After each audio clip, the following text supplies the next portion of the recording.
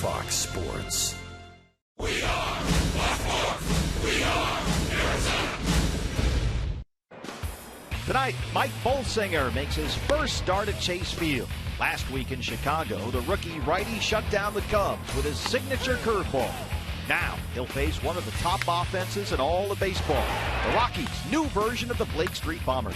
It's Game 2 from Chase Field, next on Fox Sports Arizona.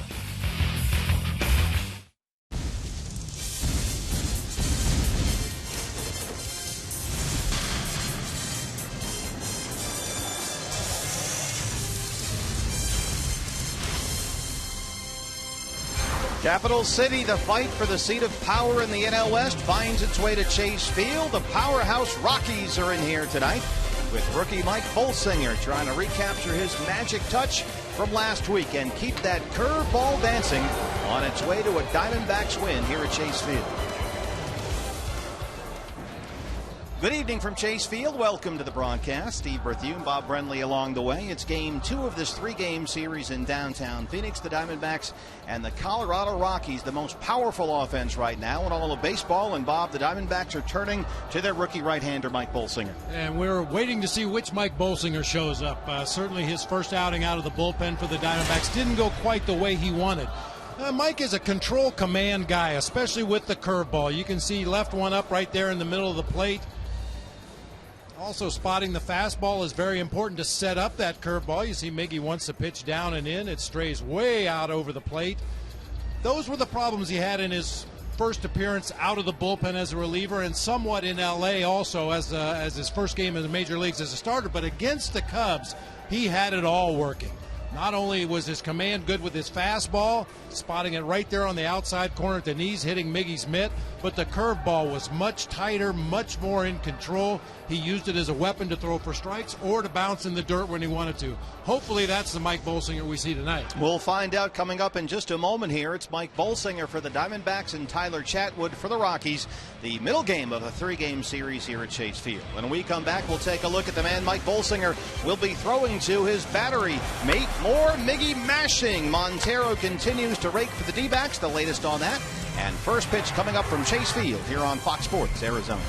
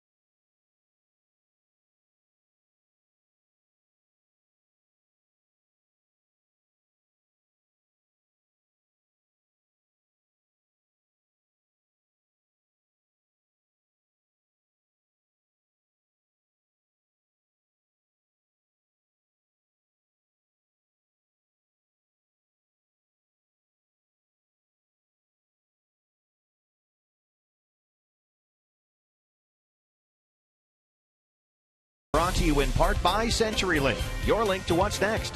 And by Jack in the Box. If the D-backs hit a home run today, score a free Jumbo Jack tomorrow with a purchase of a large drink. It is D-backs and Rockies tonight in downtown Phoenix. Game 2 of this 3-game NL West showdown. Rookie Mike Bolsinger hoping to silence the bats of the red-hot Rockies. Behind the plate for the D-backs, as usual, Miguel Montero. Miggy has been on a tear as of late, hitting safely 9 out of his last 10 games. I talked to him earlier today about the difference between this year and last year. I just told myself not just stay there because I was hitting the ball good. Just like I said, I just told myself to stay there, don't change anything, and eventually they're going to find holes. Sure enough, hopefully stays like that for a long way, hopefully for the rest of the season. As baseball, you know, you're going to have up and downs, and hopefully when it's downs, hopefully they're not as long as it was last year. He says with a smile, and look at the numbers. They are up in every category: average, on-base percentage, and slugging. Miggy has found it once again, and it's coming to him naturally, which is a good sign. He pressed a lot last year. He really wants to carry this team on his back, and so far this season, everything is working out nicely for Miggy. So good stuff for Miguel Montero. Hopefully good stuff tonight for the Arizona Diamondbacks. There he is live. Miggy, he'll be catching Mike Bolsinger, a young right-hander making his first ever start here at Chase Field. And the opposing lineup is a tough one. The Blake Street Bombers coming back. It's D-backs and Rockies, Game 2. Bob and Steve with the call right here on Fox Sports Arizona. Stick around.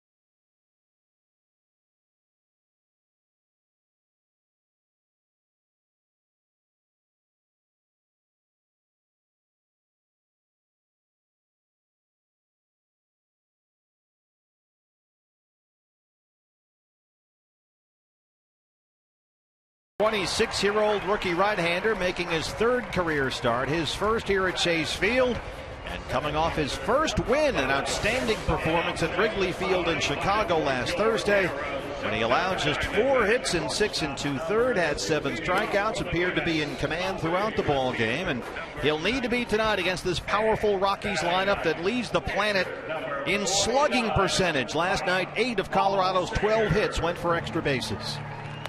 This could be a frightening lineup to face for anybody. Mike Bolsinger is going to need to be on top of his game, especially with the command. Charlie Blackmon leading it off tonight. DJ LeMahieu moves up to the second spot in the lineup. Carlos Gonzalez batting third. Troy Tulowitzki reached base safely in all 5 plate appearances, 2 doubles and a homer included. Justin Morneau will follow Tulowitzki. Nolan Arenado once again at third base. Corey Dickerson in center tonight. Jordan Pacheco behind the plate.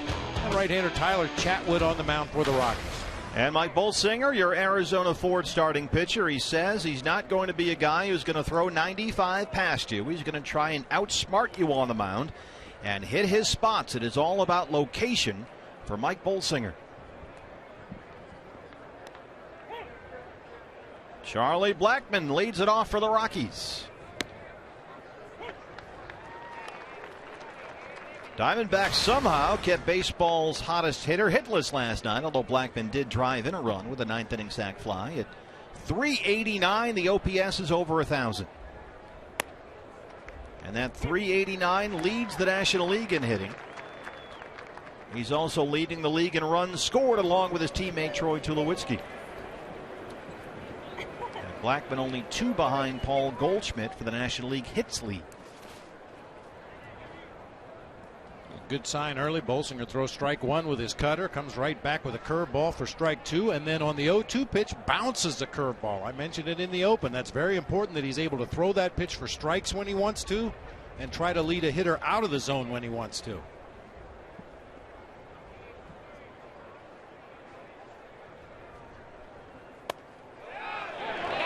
He went, says Lance Barrett at third. Bolsinger starts off with a strikeout.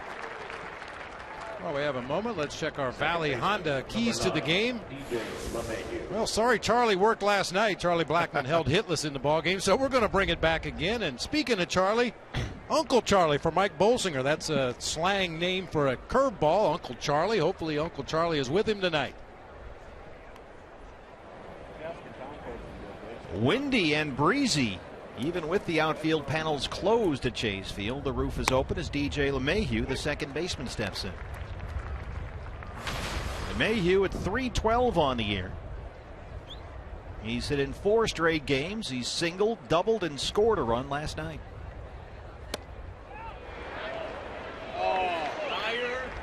Oh, 0-2. Swirling wind. Anything hit high in the air, any pop-ups or high fly balls to the outfield might be a bit of an adventure right now. Here's the 0-2. And the Rockies are getting their first look at that little hitch in Bolsinger's giddy-up. Very natural part of his delivery that I'm sure has evolved over time, but we talk about disrupting a hitter's rhythm. Anything to throw him off his timing, that little hitch right there before he brings that left leg up.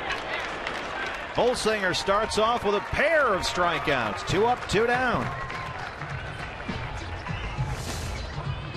Stops right there and then brings the leg on up. Just a timing mechanism for his delivery to make sure everything's where it's supposed to be before striding toward home plate and delivering that pitch, but also meant to disrupt the hitter's timing. Now with 2 outs, Bolsinger will work to Carlos Gonzalez back in the 3 spot after hitting cleanup last night. Something that Walt Weiss did for the first time last night, switching Tulowitzki and Cargo, but Cargo's back in there hitting third. And the shift is on. He bunts to the third base side of the mound, and Bolsinger cannot barehand it. Cargo saw the shift was on and he took advantage. Well, that'll be a bunt base hit for Cargo, but Mike had a lot more time than he realized right there. That ball was bunted hard just to the third base side of the mound. I think he had plenty of time to glove right there and still throw on to first base, but attempts the barehanded play and comes up empty. Cargo with a bum knee and in a terrible slump right now. Bunts a base hit for himself with 2 outs, and that brings up the man who had the big night last night. It's Troy Tulowitzki, second in the league in hitting behind only his teammate Charlie Blackmon at .366 and 6 homers. Once again, Bolsinger starts off with strike 1. Tulowitzki is slugging over 700 right now. 10 of his last 15 hits have gone for extra bases.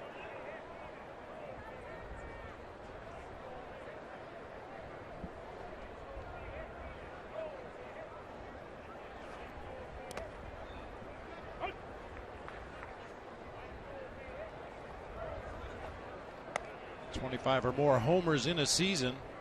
Cal Ripken at the top of the list just because he played for 73 years.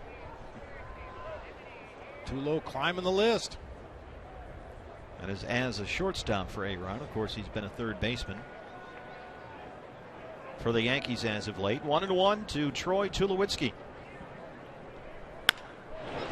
It's bounced to third, right to Eric Chavez. Goes the short way for the force on Cargo. And Mike Bolsinger is out of the first inning, just underway at Chase Field.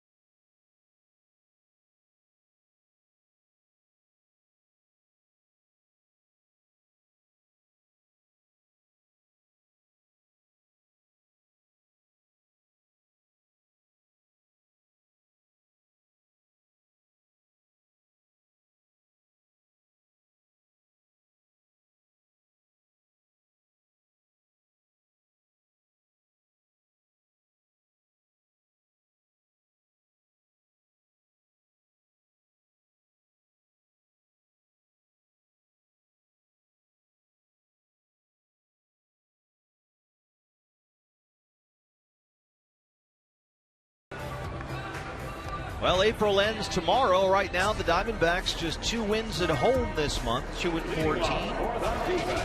Trying to change that tonight with this lineup for Kirk Gibson. A little different look tonight. Tony Campana at the top leading off. Gerardo Parra batting second. Great career numbers against the Rockies, both offensively and defensively. Paul Goldschmidt in his customary 3 spot, followed by Miguel Montero, Aaron Hill, Eric Chavez, A.J. Pollock, Chris Owings, and Mike Bolsinger make up the rest of the D-backs lineup tonight. So Tony Campana in the leadoff spot to face the right-hander Tyler Chatwood.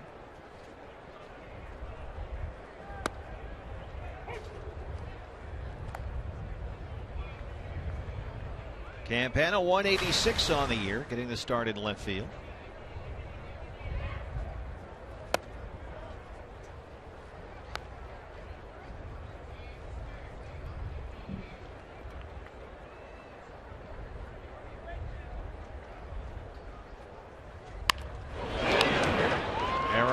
From in on the grass at third, 1 away. Your Arizona Ford starting pitcher is Tyler Chatwood, his 4th start this year. He opened the season on the DL after suffering a left hamstring strain, running the bases very late in spring training, but so far so good, a record of 1-0. Big time ground ball pitcher is Tyler Chatwood. Nearly 73% ground ball percentage since the beginning of the 2012 season, tied for the highest rate in Major League Baseball with Jake Westbrook. Throws that power sinker. He'll cut his fastball on occasion. Throws a hard slider. Does have a changeup. Rarely uses it. Gerardo Parra, a big night last night, batting 7th in the order. This is his first appearance in the 2-hole this year. Parra last night 3 for 4, including his 2nd home run.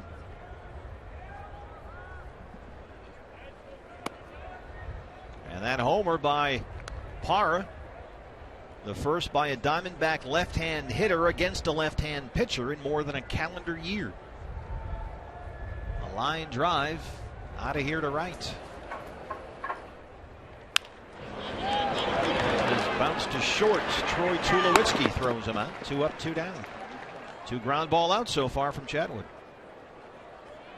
Parra also had a single up the middle against Franklin Morales last night, so 2 knocks against the lefty, including a home run. Seemed to lock him in because he had a base hit his next at bat against a right-hander. Hopefully that's the case.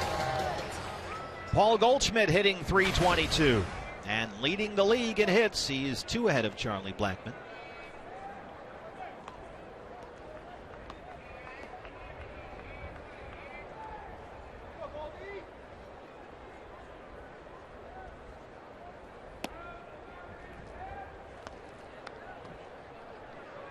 Chatwood's got a little bit of an unusual delivery of his own. Speaking of which, there's a D-bat dog. Doesn't really have any hesitations to speak of, but does something kind of funny with his throwing arm as he takes the ball out of the glove. He's very quick with his wind-up, very quick to unload the ball to home plate.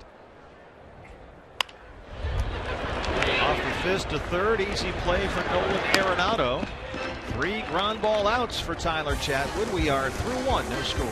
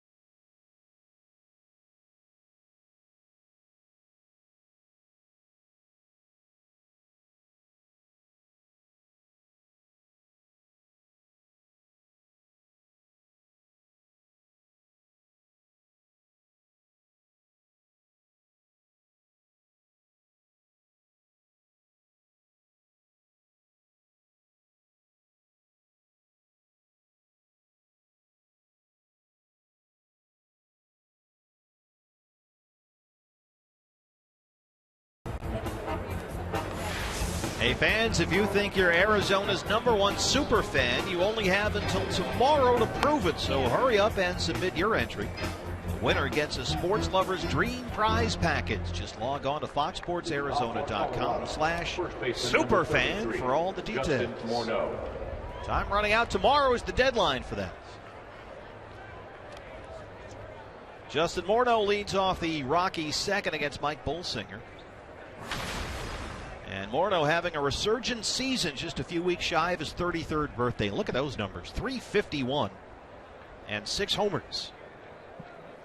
He also leads the Rockies in RBIs.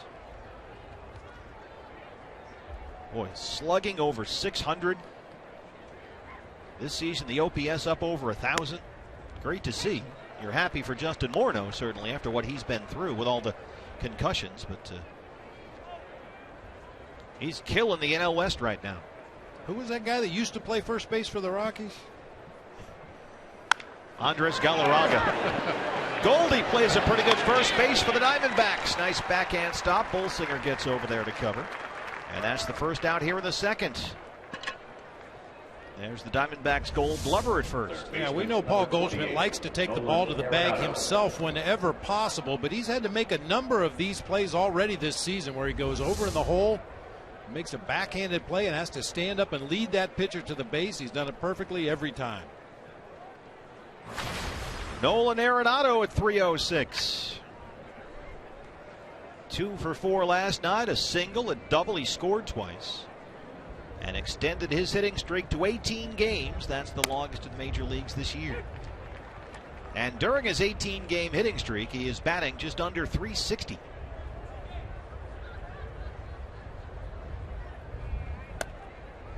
Bolsinger's been getting ahead in the count all night long. Misses there, it's 1-1. First pitch strikes to 5 of the 6 he's faced. And a key for Bolsinger, he says this year, he's really started pitching inside. That's something he really wasn't comfortable doing last year. And he thinks that's been the difference maker for him. And he knows it's something he really needs to keep doing. Keep pitching inside, right there. Oh, started walking off, thought he had it, but does not get the call from Dana DeMuth. Good location. Miggy held it well, just off the inside corner. But once again, if you're going to miss farther inside. Don't leave it over the middle of the plate. Arenado pounds that into the ground. Chavez throws him out with the wind swirling down on the field. There's some wrappers behind Chavez at third, and they are blowing all over the place. Center fielder number 6, Corey Dickerson. That's how we used to tell the wind direction at Candlestick. Only there'd be about, what, another 1,000 of those things? Yeah, and they'd be blowing in every direction. There was no way to really tell, but on occasion you'd get the wind blowing one direction. All the hot dog wrappers would be stuck up against the left field fence or the right field fence, and you knew the wind was going that direction that night. Corey Dickerson getting the start in center field tonight. Another first pitch strike from Bolsinger. This is a recipe for success for Mike. Aaron Hill doing a little housekeeping there. Thanks for that.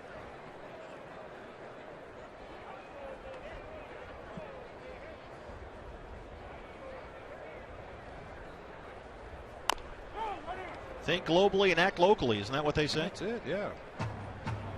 Greg Nettles played third base for the Padres back in the day when I used to play a little bit of third base. He used to always get on me to talk about clean up your garden. When he would come back out to take his position at third base, if I hadn't, smoothed out all the bumps and the clumps of dirt and the footprints, he would tell me, hey, clean up your garden out here. That's what Dana DeMuth is doing to the front of home plate right now, is giving Dickerson a little bit of extra time after fouling that one off his foot. Aaron Hill was just cleaning his garden out there. Bolsinger 0-2. So far, 16 of his 22 pitches for strikes. Miggy wants it up. Right back to the mound. 3 up and 3 down in the second for Mike Bolsinger. CenturyLink, your link to what's next. Leading off for the Diamondbacks, the red-hot Miguel Montero when we come back.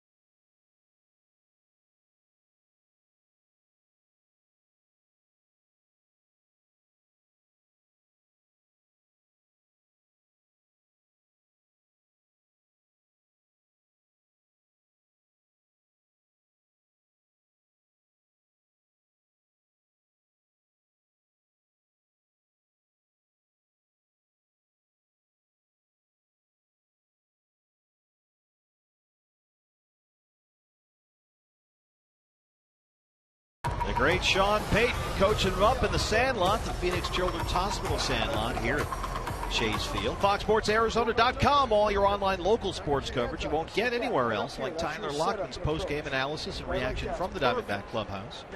Corey Hahn prepares for ASU graduation and his new career with the D-backs, and Cardinals draft needs and includes some reinforcements at safety. Read about that, FoxSportsArizona.com. There's Sean. Miguel Montero leads off the second against Tyler Chatwood. I thought the D-backs had retired number 20. Apparently not. Gonzo know about this? Another good night of play last night for Miggy. 1 for 3, an RBI single. He also drove in a run with a fly ball out. And he has now hit safely in 3 straight and 9 of 10. Hitting .333 over that span. The walks are going up.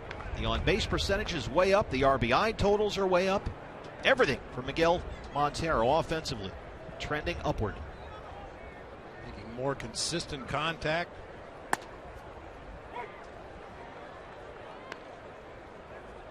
And he started a dozen games in the cleanup spot where he is tonight. And in the 4-hole this year, he's hitting .316. 10 RBIs in those 12 games.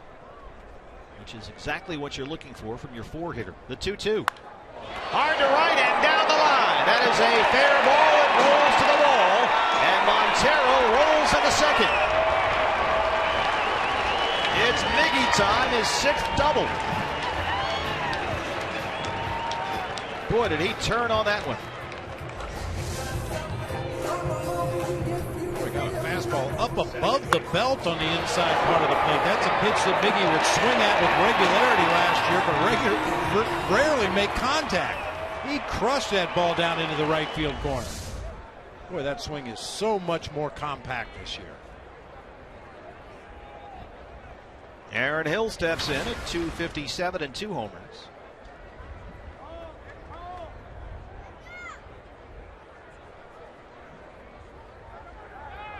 Play on at second, and Chatwood throws it into center field. Montero hits for third. It's a snowball fight out there, but Chatwood is backing up to play, and Montero will settle for 90 feet.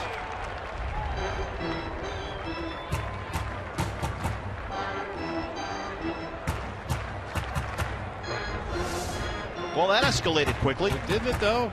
Chatwood throws a pitch out to second base. Miggy gets up and motors on to third. Hey, the grounds crew had just watered the infield dirt before the ball game. Miggy kind of got stuck a little bit, barely made it to third base. Chunks of dirt flying everywhere, and Tyler Chatwood, after the initial error throwing the ball into center field, hustled over to back that play up and save a run. He didn't exactly stick the landing. So the Diamondbacks with the leadoff man at third in the inning, with Aaron Hill up there.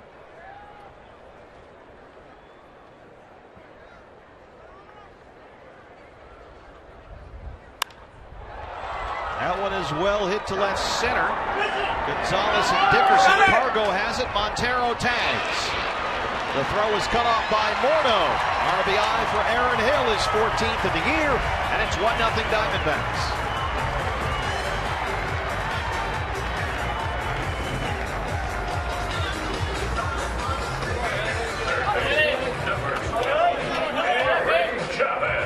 Good hitting by Aaron Hill right there to get a pitch up in the zone, something he knew he could lift in the air to the outfield. Carlos Gonzalez with a real good throwing arm out there in left field, but just too far to go. Miggy's able to score the first run of the game. Eric Chavez looks at ball one. Chavez with a high socks getting the start at third. Martin Prado the night off after he had a great night last night. Prado, a couple of walks, a single, a triple. He scored 3 runs, but getting a day off from Kirk Gibson. We told Martin yesterday, regardless of what you do tonight, you're getting a day off tomorrow because he's been scuffling a bit. Chavez ahead 2-0. That is lifted and curving foul into the seats. And you do have to find days here and there to give Eric Chavez a start. You can't always have him as a pinch hitter, right? He's got to get some kind of flow going. Well, you'd like to get a little bit of flow going. Ideally, get him in there a couple days a week. Maybe slide Martin Prado into the outfield if necessary to keep both bats in the lineup. But you definitely have to look for spots to get Chavez in that starting lineup to keep him sharp as a pinch hitter. There really is an art to that, isn't it? As the manager. Oh, yeah, no question about it.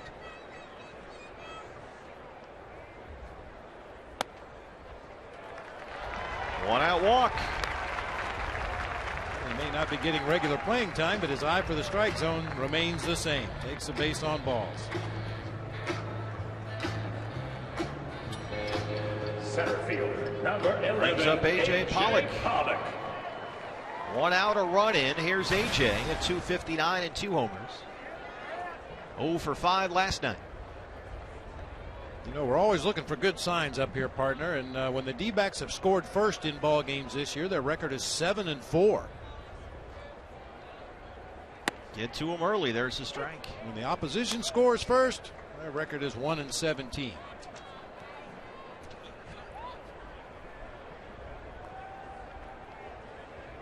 AJ, a good track record against the Rockies. 27 career games. He's hit .315, including 3 homers. But he's behind here 0-2. When the D-backs win, you win at Papa John's. The day after every Diamondbacks win, you get 50% off your regular menu price online order at Papa John's. Enter promo code DBACKS50 at papajohns.com. So since it's 1-0 Diamondbacks and the D-backs have scored first, I can see the bookmark is already up on the old laptop. I'm ready. 0-2. Not a play.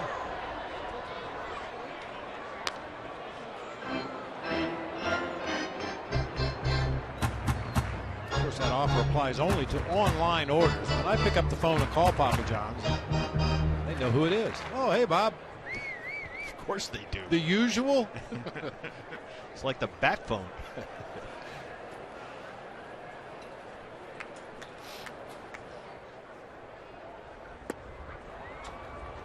There's the strikeout. That's Chatwood's first. 2 down. Big key to success against Tyler Chatwood for the D-backs will be to get ahead of the count. This year with Chatwood is either ahead in the count or even at 2-2. Opposing hitters are 1 for 31. When he's behind in the count or it's full, they're hitting almost .360. In fact, all 4 home runs Chatwood has given up this year have come when he's behind in the count. Here's Chris Owings. And Owings is ahead 1-0. 295 on the year. And Chris getting on base 35% of the time.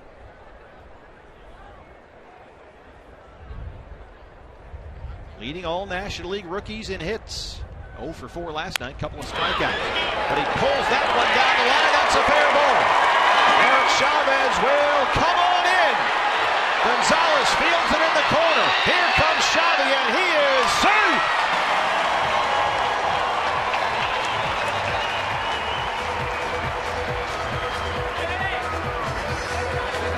Get him some oxygen.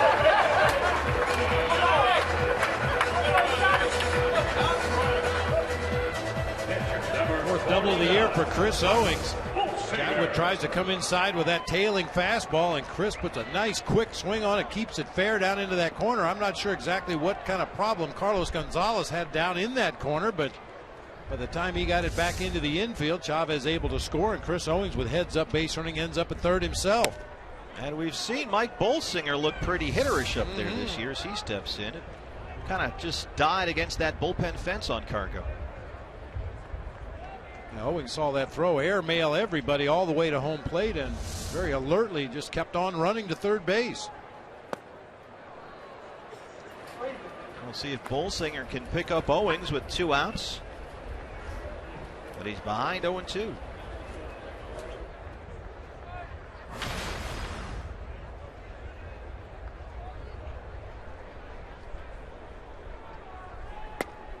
Called strike 3. Second strikeout for Chatwood.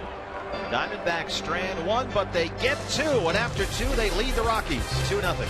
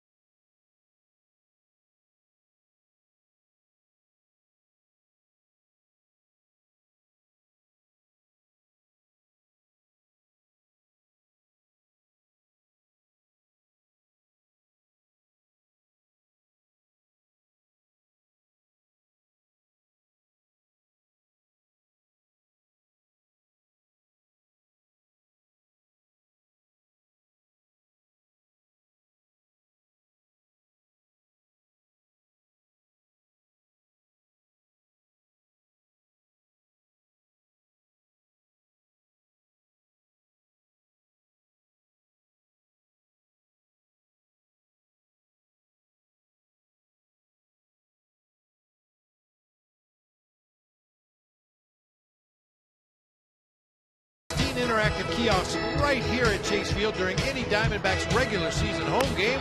Whoa, what happened there? We had a malfunction, too much pine tar on the game piece, and it actually stuck to one of the pegs, so they gave him a second try. And that was actually the autograph piece right there.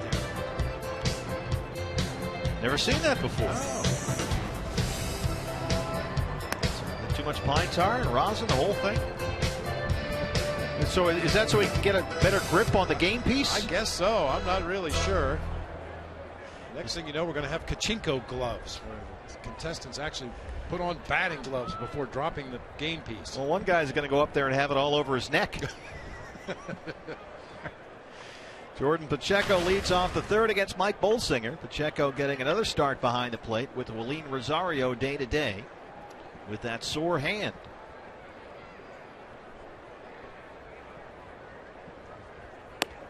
And there's another strike one for Mike Bolsinger. He has been ahead in the count all night long so far.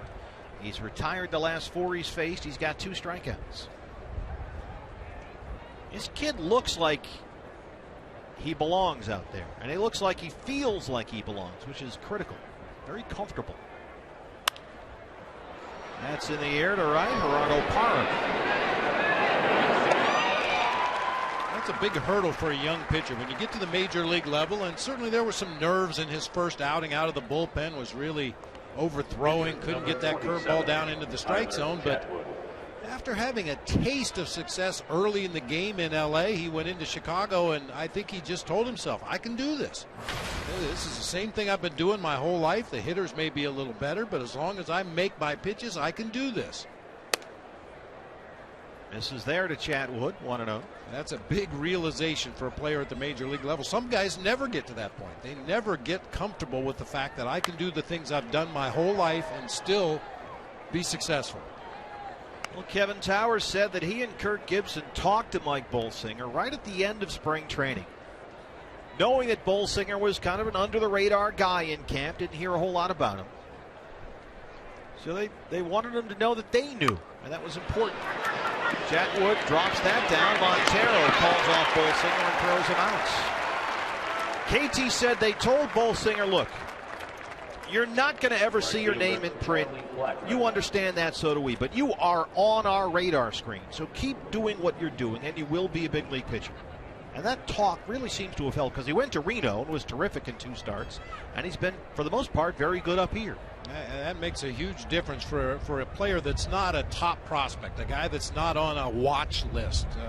Sometimes you feel like you're toiling away in the minor leagues and nobody even knows you're there.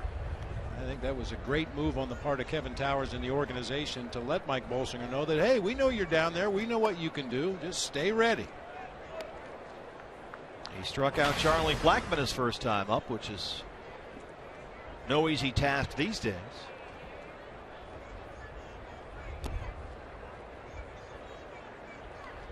Kevin Towers said that it's funny, he's never seen Bolsinger not pitch well.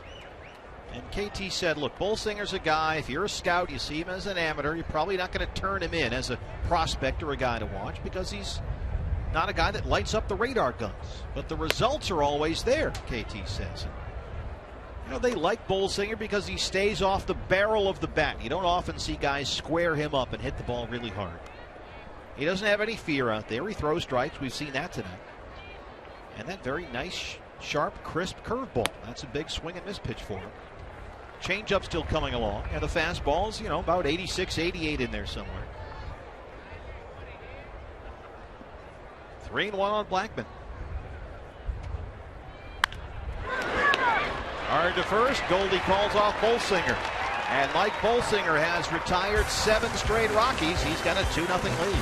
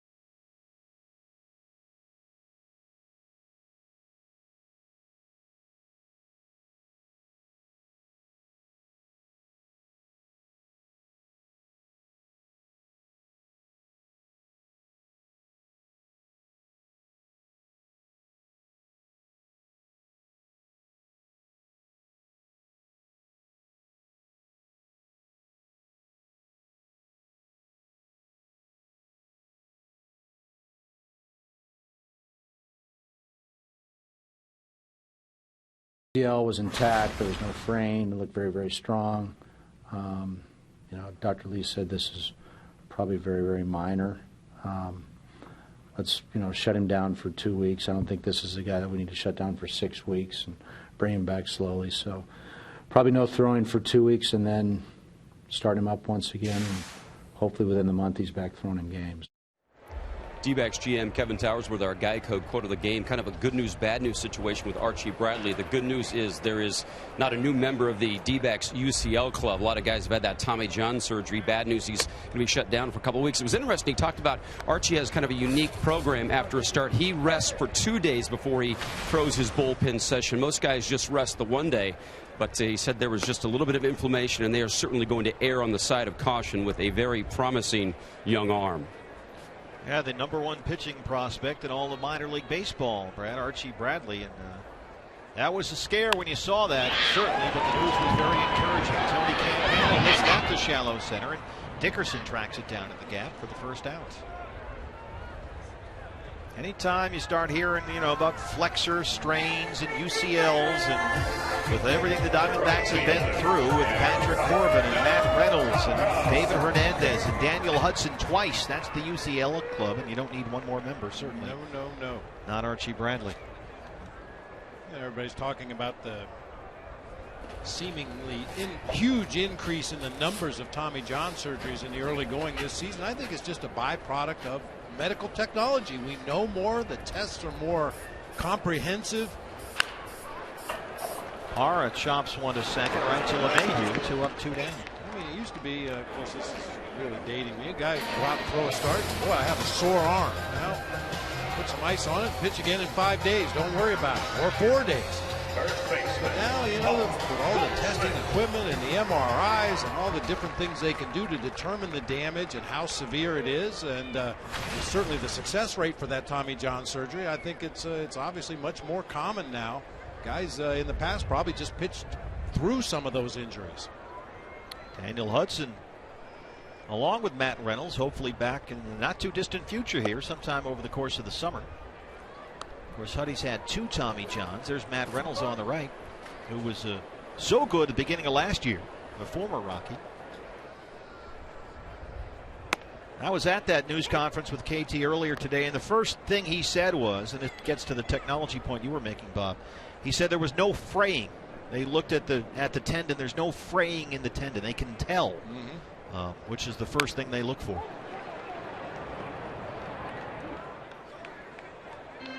So they'll shut Archie Bradley down for 2 weeks, start throwing, and hopefully back out there on a mound for Reno within the month.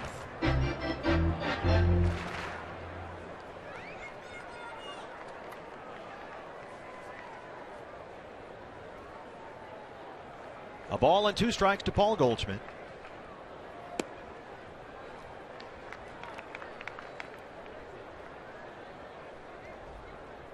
Goldie last night 3 for 4. Had 2 singles, a double, an RBI. He scored a run. 2-2. Knocks that one into right. Charlie Blackmon tracks it down, and Chatwood works a 1-2-3 third. We are through 3 at Chase Field. The Diamondbacks leading the Colorado Rockies 2-0.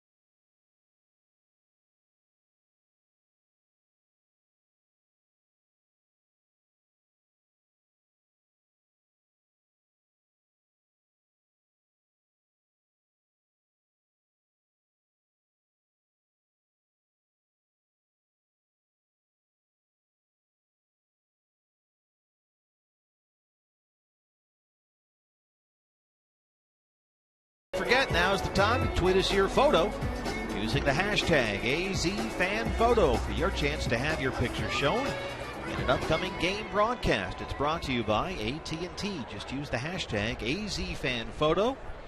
Bob Brenly and Greg Schulte, the committee, will peruse the photos, and they'll have a ruling later in the game. I don't know how you found the time, frankly. I just stopped sleeping, that's all. Sleep in November, that's what we used to say. LeMahieu, the second baseman, leads off the fourth. First pitch swinging. Tough play for Chavez coming in. Throws him out. 6 gold gloves at third for the D-backs. 1 away. And that's 8 straight set down by Bolsinger. Chopper to the left side. LeMahieu runs well, so Chavez had to unload it quickly. He's done that many, many times before. Carlos Gonzalez as the lone Rocky hit tonight. The shift was on for Cargo, and it's back on again here. So he bunted to the third base side of the mound. Bolsinger tried to rush the play with a bare hand throw. Couldn't quite get it. They gave Cargo a hit, and he's 1 for 1. Chavez all by himself over there at third with Owings and Hill and Goldie all on the right side. I think you phrased that properly. Gave him a hit. I mean, I don't like to hang guys with errors, but I think Bolsinger's got to make that play. Had plenty of time. Tried to go to the bare hand instead of the glove.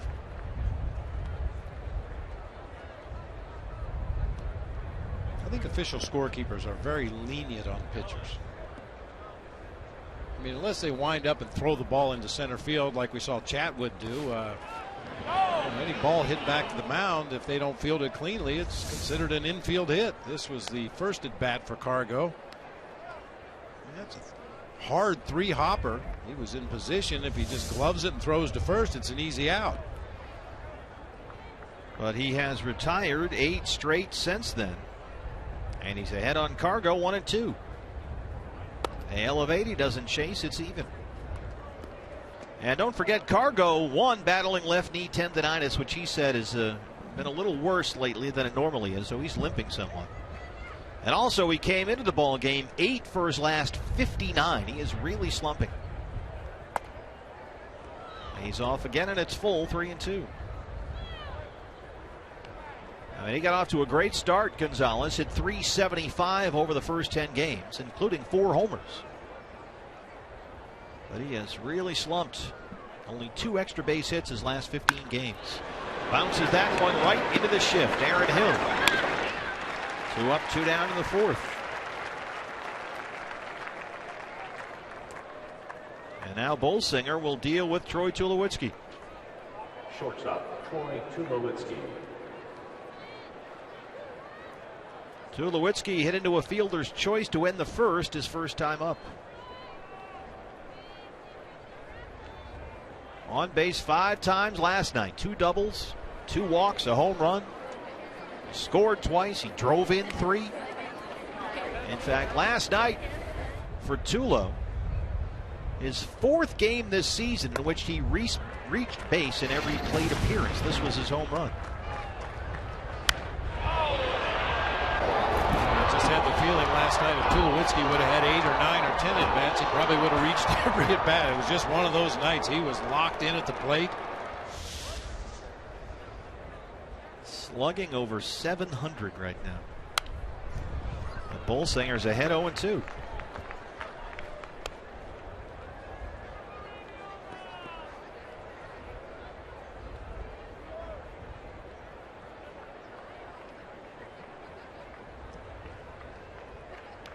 Very efficient, Mike Bolsinger. Absolutely. 42 pitches, 29 for strikes. And ahead on Tulo, 0-2. Here it is. He's a tough out. It's in the gap in left center. Pollock over to cut it off. And Tulowitzki, who does not at all run well, stays at first. That ends a stretch of 9 straight retired by Bolsinger.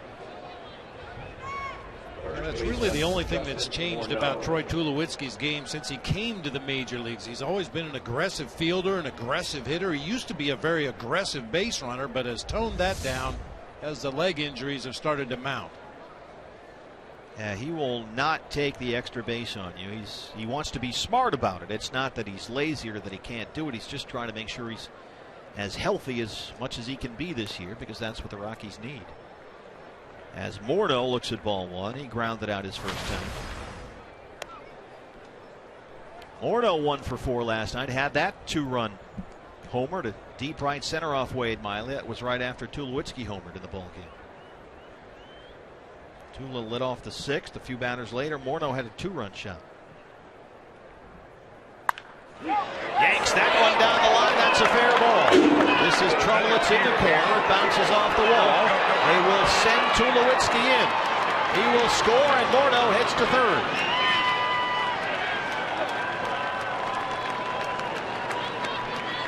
That was smoke down the line and caromed off the bullpen wall out there. Away from Parra, that gave Tulowitzki a chance to come all the way in from first, and it's 2-1. Some tricky angles down in the corners here at Chase Field. Normally Gerardo Parra plays them as good as anybody, but this ball is hit so hard. I think it kind of fooled Gerardo. Hit the sidewall and then hit the bullpen fence and just shot right by him along the warning track. Justin Morneau is not exactly a track star, but even he ends up at third base on that one. Nolan Arenado. Arenado grounded out his first time. First triple for Morneau. And now he's the tying run at third with 2 outs. Base hit, tie ball game. And Nolan Arenado has now hit it 19 straight. That's the longest hitting streak in the major leagues.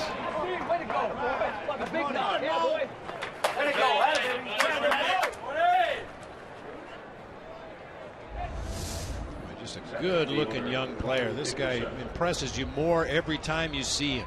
Tremendous defender down there at third base, and looks like he's going to develop into a consistent offensive threat in the middle of this Rockies lineup.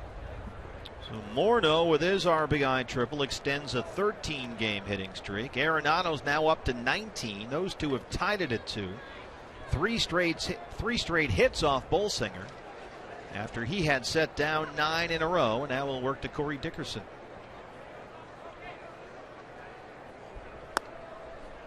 Strike one. Yeah, you mentioned Arenado and Morneau's hitting streak. They have also had a 10-game plus hitting streak from Carlos Gonzalez and Michael Kadire this year. So 4 different players have had at least a 10-game hitting streak this season already for the Rockies.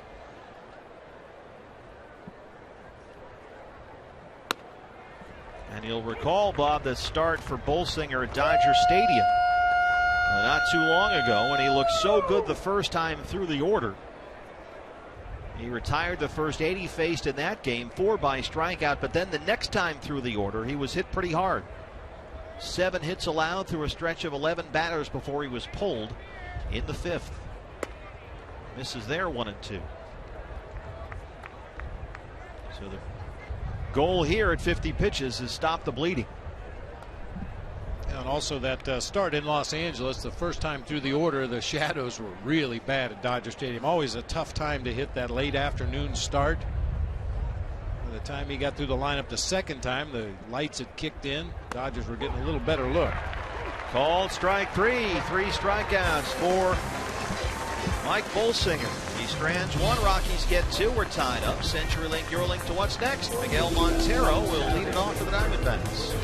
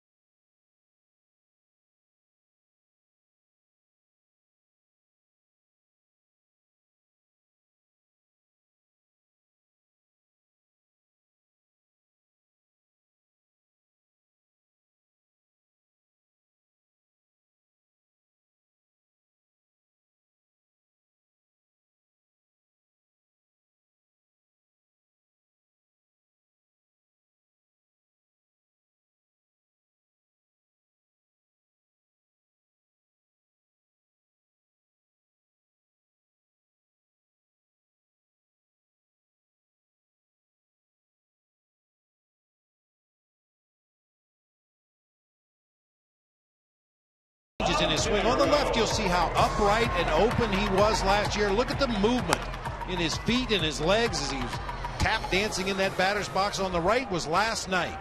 A little more crouch, very still at the plate, head right down the barrel of the bat.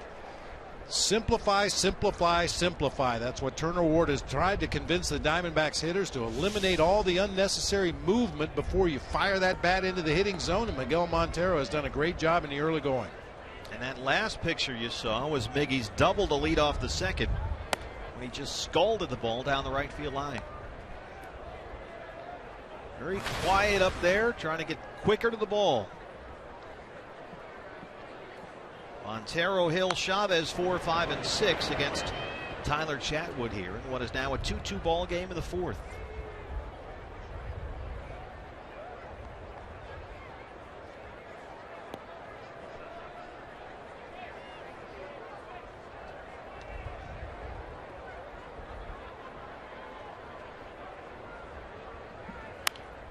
Why don't you take another look at this split screen of Miguel Montero. Watch his feet last year. Kind of tap dancing on the front foot, on the back foot, then lift the front foot up again. Look at the right. This was last night, and tonight very still with his feet. His bottom half is very balanced. Completely different looking hitter. A ball and 2 strikes.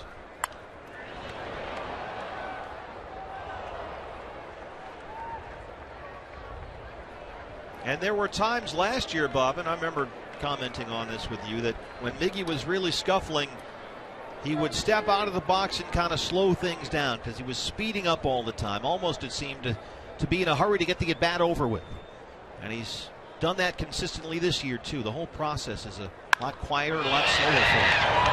This is carrying deep to center field. The Max Dickerson into the track, but he's got it for the first out. A lot of his outs this year have been just like that, too. Well-struck balls, unfortunately, to the biggest part of the ballpark. Got a fastball up and out over the plate, stayed right on it to center field. Unfortunately, the swirling winds help hold that one in here tonight. Aaron Hill drove in a run his first time up, so counting tonight, he's now got 7 RBIs in his last 7 games.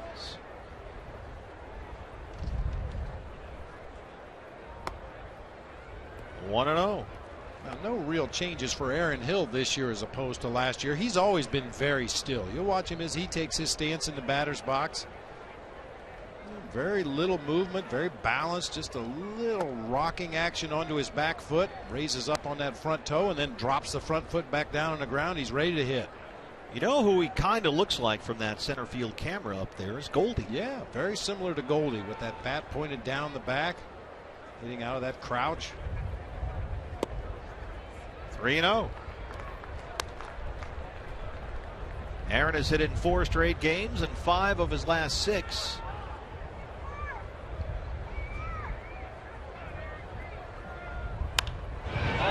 That one is into left, a base hit. Aaron Hill will head for second. And he is in there. Aaron Hill, that's 10 doubles. He is slugging over 800 in his last 6 games. And the extra base hits now are coming in bunches. 275th double of his career. So quick on fastballs inside part of the plate. That one was letter high on the inside corner. He just tomahawked it into left. Hill at second, 1 out. Here's Eric Chavez, who walked his first time. And came in to score in a Chris Owings double. A long run for Chavez.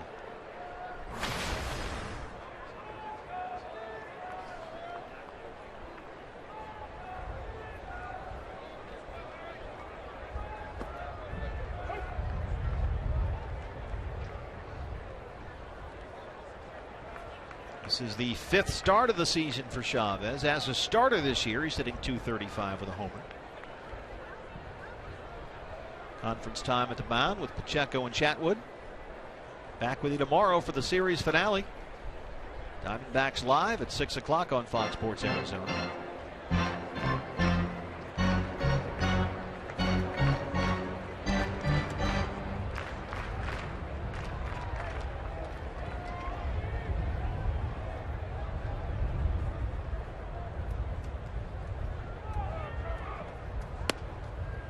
Misses there, 2-1. Tyler Chatwood's got that fastball that can hit mid to upper 90s. Jim Wright is the Rockies pitching coach, and he says Chatwood has always been a power guy who can rely on his emotions and pure stuff a little too much. Chavez knocks that into right center. They will wave Aaron Hill, and he will score, and it's 3-2 Diamondbacks.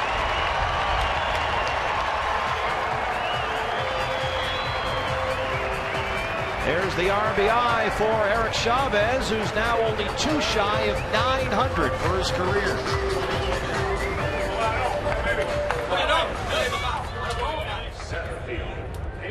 Chavez, another guy very still in that batter's box, lets that ball get deep into the hitting zone and then just kind of fights it off toward the gap in right center field to drive home another run.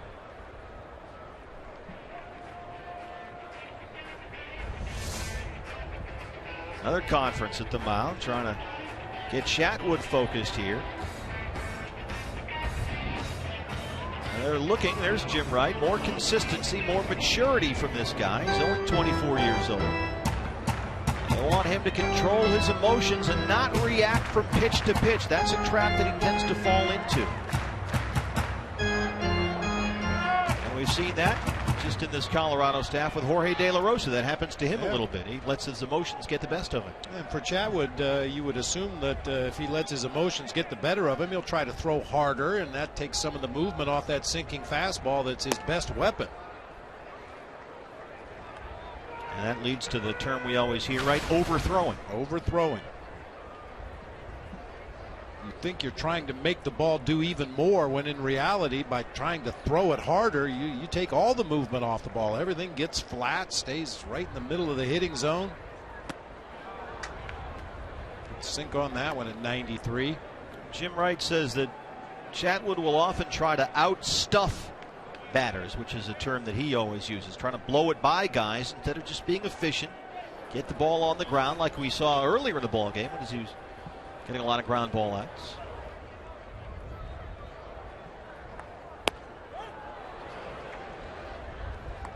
A max effort guy, as they say. But they do think that he's starting to realize that less can be more.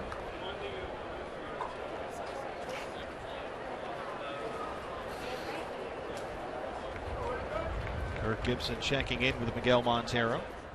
1-2 to Pollock. Chavez at first. He did not hold up, says Ron Kulpa. And Pollock strikes out for the second time tonight. 2 down. Hey fans, anytime the D-backs score 6 runs or more, Taco Bell is giving away 3 free tacos with the purchase of a large drink between 4 and 6 the following day at participating locations. Chris Owings, an RBI double his first time. He came up in the second after Chavez had walked. And Chavez is on first again here. There's a strike.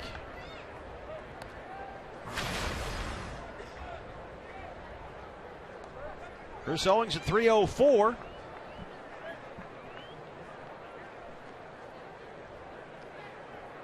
Hitting better than 320 over his last dozen games. He's been hot lately.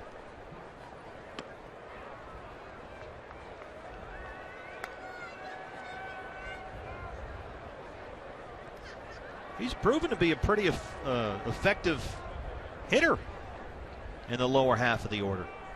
Not always an easy thing to do, hitting out of that 8 spot with the pitcher behind you, depending on the game situation. You're not likely to get much to hit, especially with runners in scoring position, possibly a base open.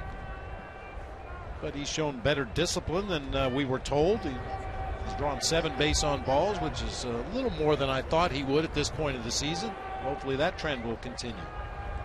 2 balls and a strike. 2-2. Well, it may have been a called strike, but that's a good take right there. Anytime you see that sinker start below the middle of your thighs, it's going to end up down there in ground ball territory. That one right at the very bottom of the strike zone. That's going to result in an easy ground ball.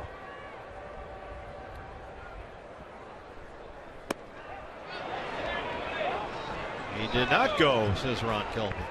So 3-2. And with 2 outs, Chavez will be off of the pitch at first.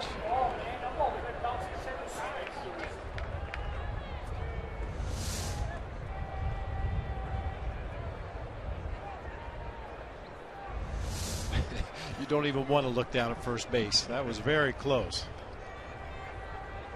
There goes Chavez. Owings went that time, says Culpa. And that's the strikeout to end the inning. That's 4 strikeouts for Chatwood. But Eric Chavez follows an Aaron Hill double with his RBI single, and he gives the Diamondbacks a 3-2 lead.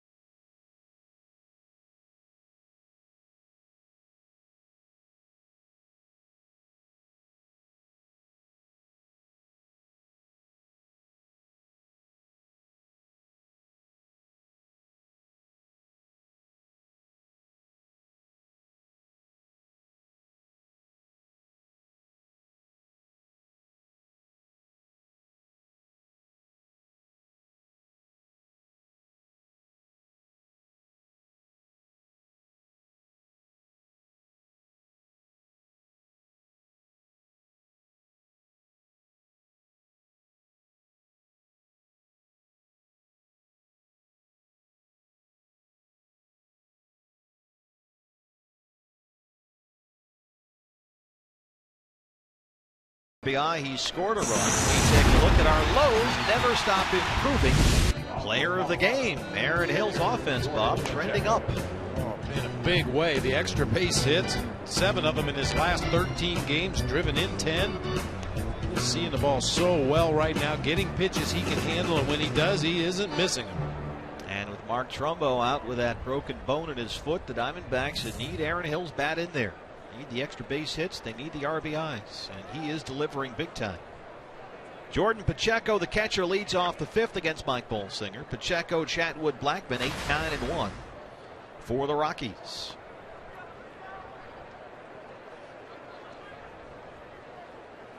Bolsinger was sailing along into the 4th. He'd retired 9 in a row. But then a Tulowitzki single, a Morneau triple, an Arenado single tied the ball game. Let's see how he does here in the 5th.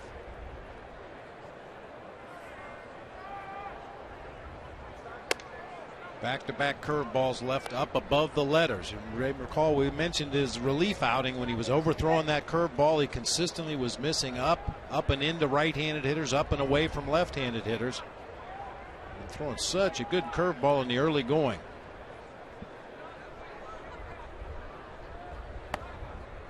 It's a strike there, 2-1.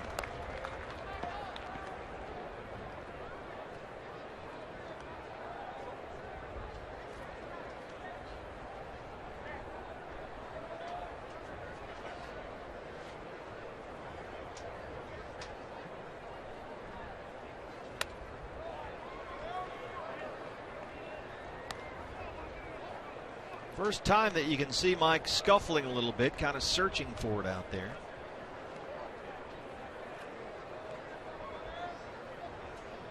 There is no such thing as a breather inning against the Colorado Rockies, but starting with the 8 and 9 hitters this inning, you'd like to think you get a couple of quick outs here. Pacheco pulls that one foul down the third baseline. Well, you remember Bolsinger, his previous start when he pitched so well at Wrigley Field, was in trouble early in that ball game. He allowed a leadoff double, had a couple of walks, an error behind him, all in the first inning. But got a couple of strikeouts to limit the Cubs to 1 run in that first, and that turned out to be the only run they got. That takes a high hop right to Aaron Hill at second. Bounce is starting to go the D-backs way lately. Let's take a look at Mike Bolsinger's two main pitches. The cutter on the left, which is basically a four-seam fastball. He just slides his thumb underneath the ball a little bit more to get that cutting action. And then the knuckle curve, which is, it's not really an unusual pitch. There's a number of pitchers in the major leagues that that throw some variation of that knuckle curve ball.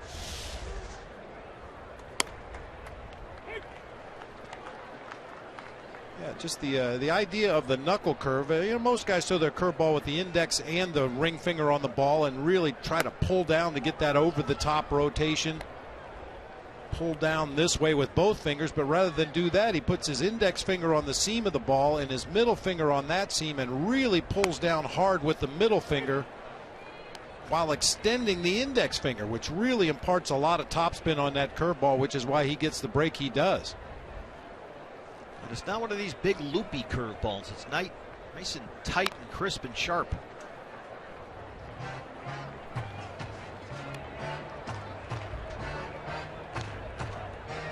A ball and 2 strikes to Tyler Chatwood.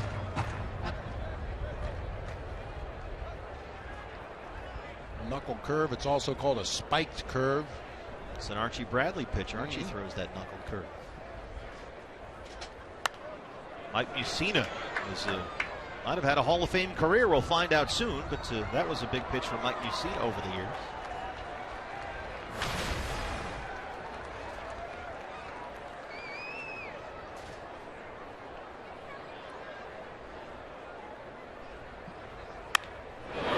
Right to Chris Owings. Let's take a look at some Bolsinger curveballs today. And this is what the Rockies were doing earlier this afternoon, checking some videotape of Mike Bolsinger from his 3 previous appearances, and that's a good one. As you said, it's not a big loopy curveball. It has that 12-6 break you like to see on a curveball, breaking straight down toward the ground, but it's very short and quick. It takes a lot of bite as it gets into the hitting area. Well, he's got Charlie Blackmon out twice, so that should put him in the Hall of Fame right there. And here's Blackmon with 2 outs in the 5th. He has struck out and grounded out. Came in leading the league at 389.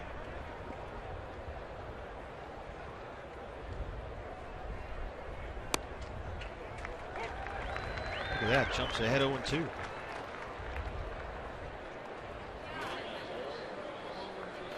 Oh, Cold Stone time.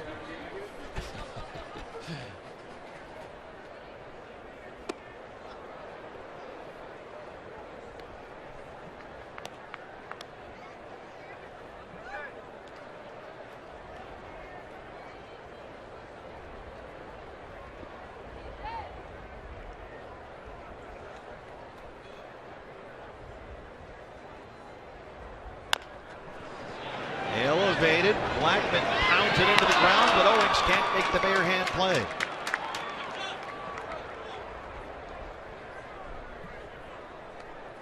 That's worked several times tonight for the Diamondbacks when Miggy wants that ball up.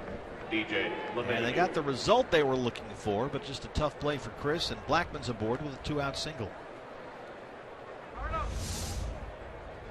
You see Miggy come up out of his crouch. Once that ball up above the belt, it's out over the plate. Blackmon just hits the top half of the baseball, slow bouncer over the mound. Chris Owings didn't have much time, had to go to the bare hand that time, just couldn't come up with it. And Blackmon runs really well. DJ LeMahieu. He's 0 for 2. He has struck out and grounded out. Once again, Bolsinger throws strike 1. Well, coming into play tonight, only the Chicago White Sox had scored more runs than the Rockies, and it's not hard to figure out. Their number 1 and 2 batters in the lineup were hitting combined .347, which is first in baseball. On base percentage of nearly 400 out of the 1 and 2 spots in the lineup. Then you follow that up with Cargo and Tulo and Morneau and all the rest of these guys. Arenado, Pacheco. No wonder they're scoring a bunch of runs. We'll see the White Sox on the next road trip with Abreu and some of the names they got there. Boy, they're going to put up some runs, the White Sox, this year. They might not win that division, but they're going to have games that they win 12-2. They can put up some offense. Breezy night, even with the outfield panels closed. Roof is open at Chase Field. And there's a swirling wind around the ballpark.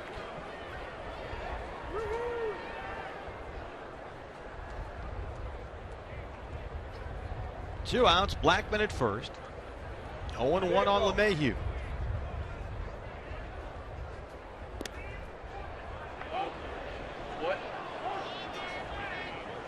LeMahieu has hit in 4 straight. He singled, doubled, and scored a run last night. And this is a guy earlier this month was off to a bit of a slow start up there. He was at 208 not too long ago. But he's really picked up the pace over the last 16 games, hitting almost 360.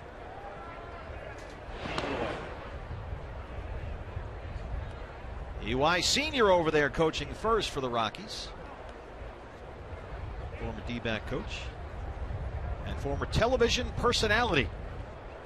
The mayor of Souvenir City. The 1-1. Had a lot of fun working with EY in another life. He's having a ball with the Rockies. He's got a little 7-year-old son. Dallas says he's already a switch hitter. He says all he talks about is baseball. EY said that with a big smile on his face. He's 7 years old. He switch hits. He only wants to talk about baseball.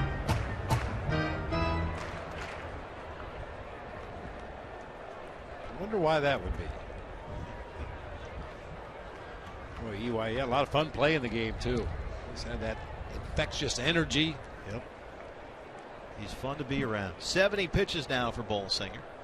49 for strikes. Here's the 1-2. Called strike 3. That's 4 strikeouts for Mike Bolsinger. And he strands Blackman at first.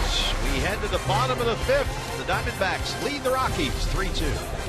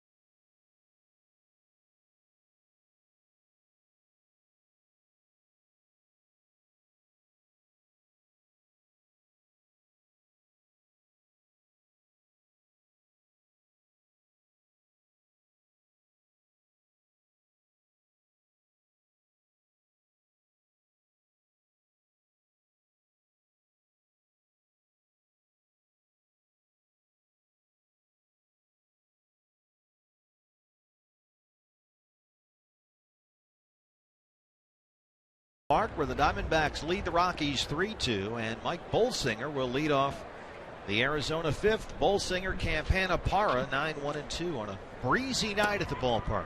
A lot of paperweights in use up here in the booth. We're not used to these conditions. Not at all. Get spoiled fast.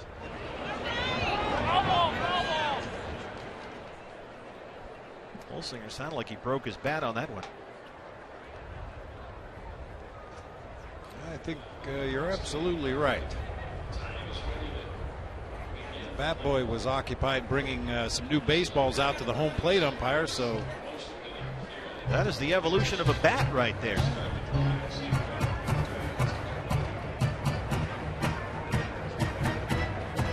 sure for some hitters they stop somewhere in the middle of that evolution process. Just give me the big one. Just give me that big old chunk of wood there. I'll figure it out. A ball and a strike. Nolan Arenado at third.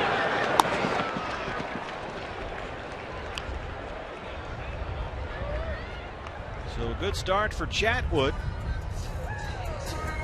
And now he'll work to the top of the order. Tony Campana.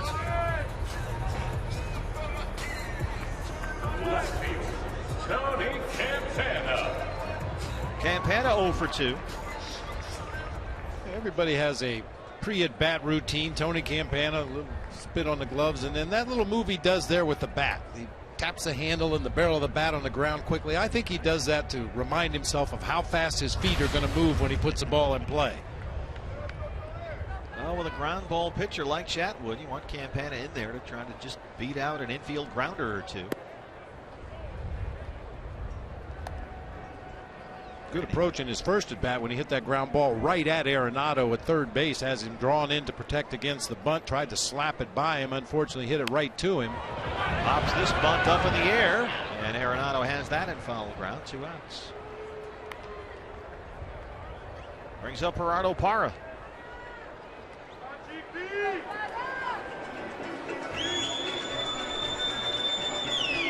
Parra's 0 for 2. He's hit in 6 of his last 7 games. Right field, Gerardo Parra.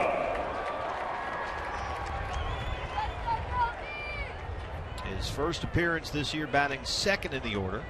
Slightly different look to the lineup tonight, with Martin Prado getting the night off.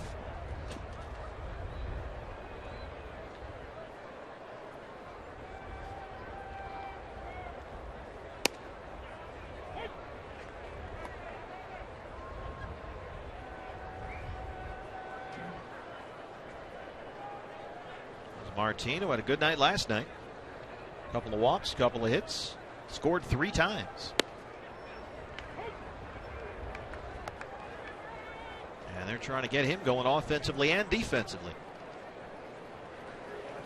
That'll get you going.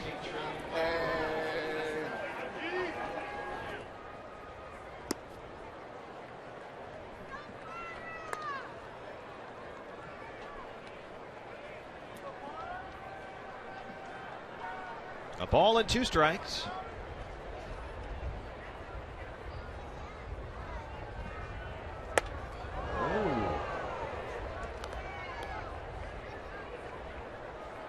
Almost walked into one right there.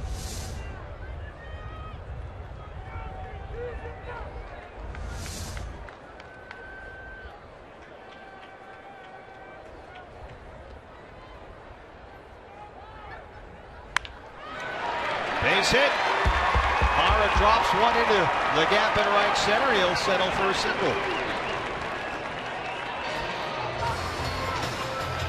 Good speed out there with Dickerson and Blackman. These guys do a good job of cutting those balls off and avoiding extra bases.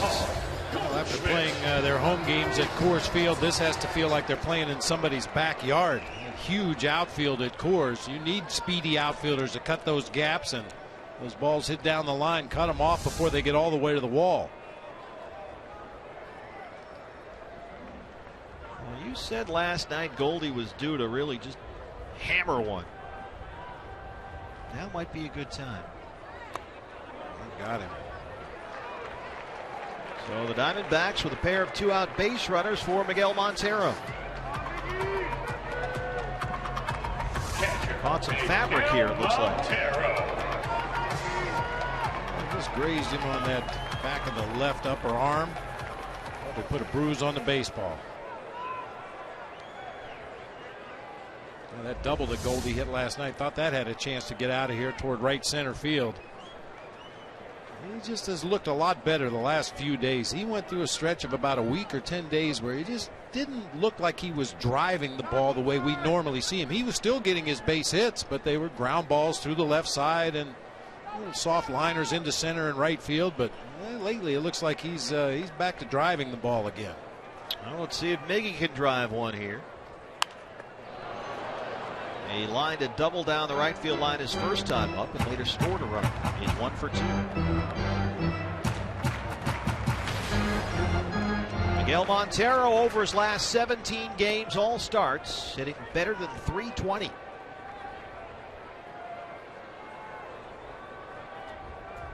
"13 RBIs in his last 17 games and a chance to drive in a run or two right here."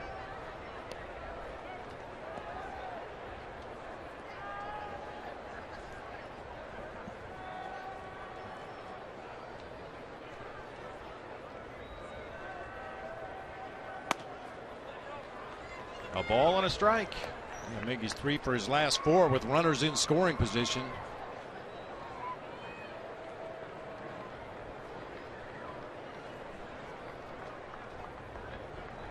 He's got Parra at second and Goldschmidt at first.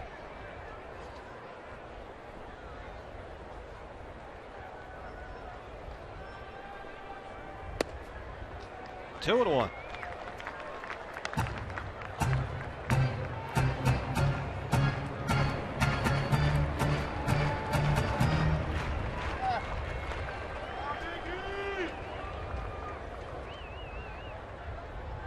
Getting there.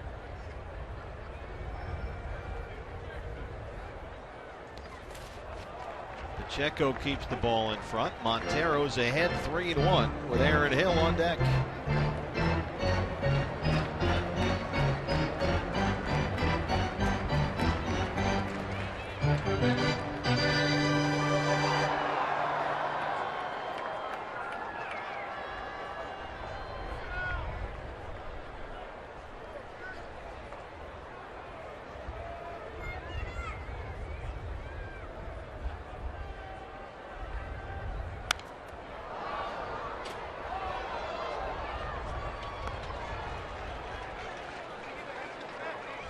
Rodrigo Lopez missed it by that much. He is a lot of fun to have on the road trips. Much better effort than the pitcher that sits in the booth to our right. Well, that goes without saying.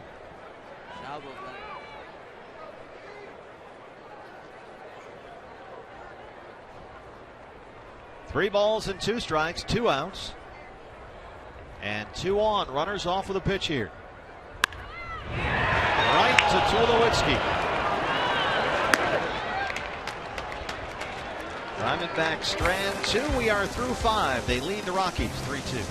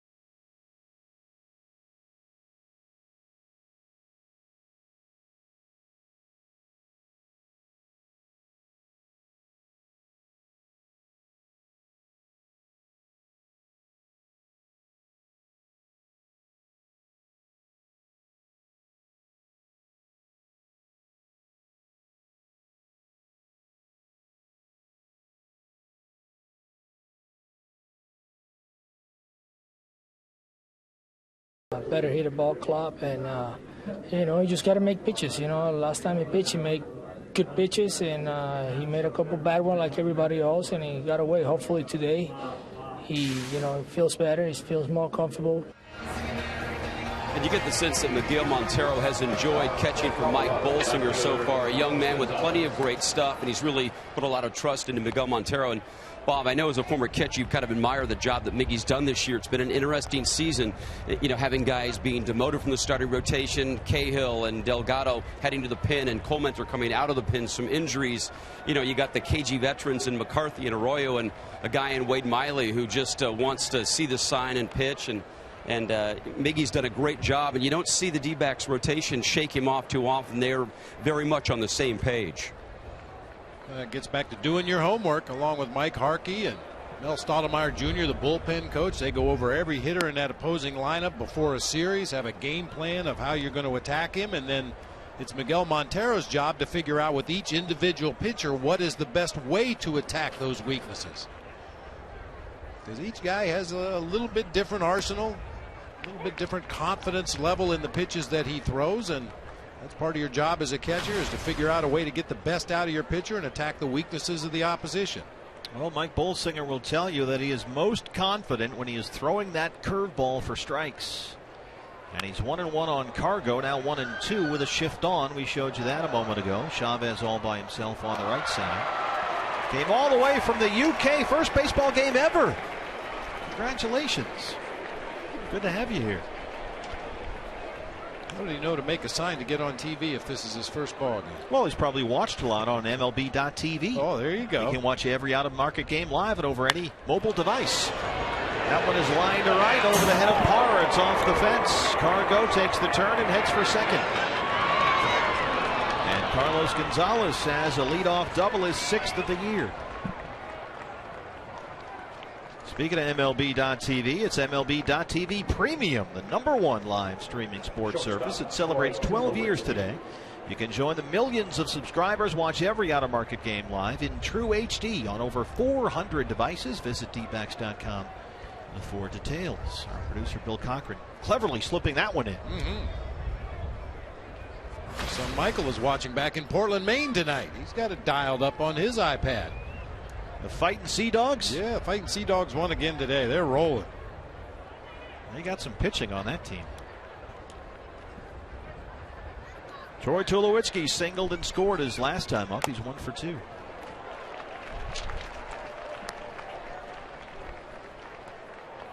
I saw that Michael's doing a little bit of everything these days. Some outfield, first base, corners. Yeah, a little bit of third, a little bit of catching. Unfortunately, right now he's on the disabled list, but he'll be back soon.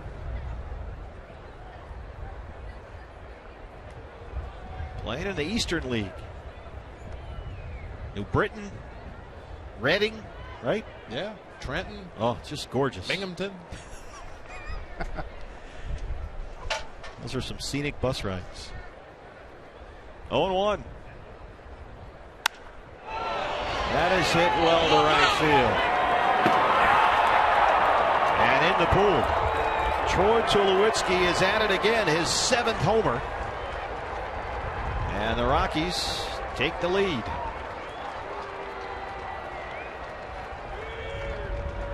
I'll tell you what, we just saw 2 of the harder hit balls to right center and right field in this ballpark that we've seen all year.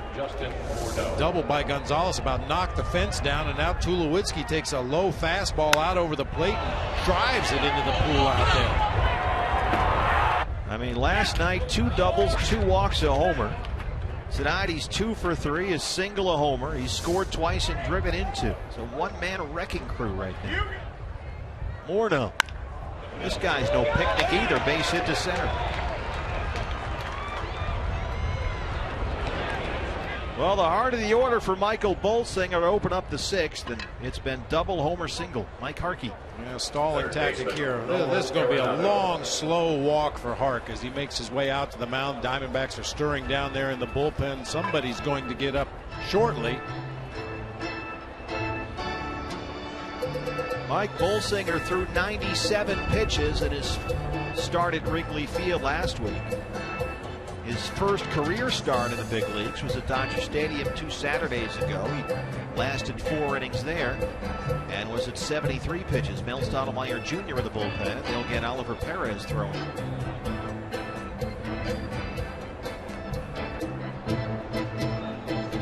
Well, the last time through the middle here in the fourth, it was a single for Tulo, a triple by Morneau, a single for Arenado. And here in the sixth, it's been a Cargo double, a Tulo homer, and a Morneau single. Still nobody out. Well, you expect a lot of the damage to be done for any team's offense by those guys hitting in the 3, 4, 5 spots in the lineup. And tonight for the Rockies, they're a combined 6 for 9, driven in 3, scored 4, double, triple, and a homer.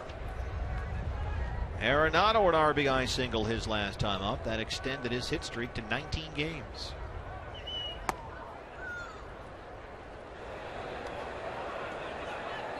And the Sanderson Ford bullpen, it is Oliver Perez who will start to loosen up with Bolsinger about to throw his 80th pitch.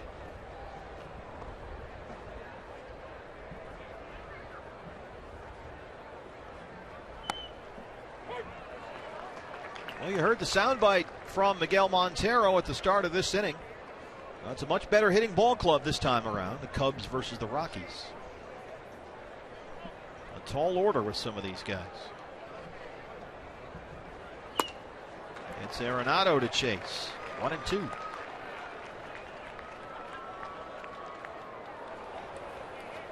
Got Charlie Blackmon leading the league in hitting coming in.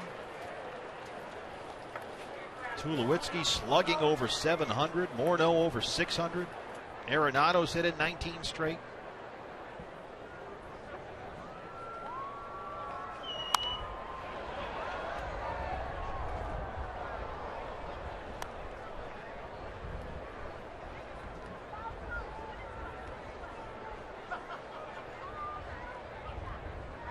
And Arenado, they've watched him get more and more comfortable at this level.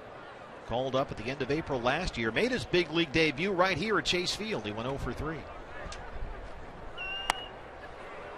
Bolsinger misses. He wanted that one 2-2. Goes back to what you mentioned earlier about Bolsinger trying to pitch inside a little bit more. It's going to make that curveball much more effective if he can pound that fastball on the inside corner, maybe even a little farther inside from time to time, just to keep those hitters honest so they don't lean out over the plate and try to get to that curve. And he said it was something he really wasn't comfortable doing last year. But he admits it has been the difference maker for him this season. And he knows he's got to keep doing it, keep pitching inside.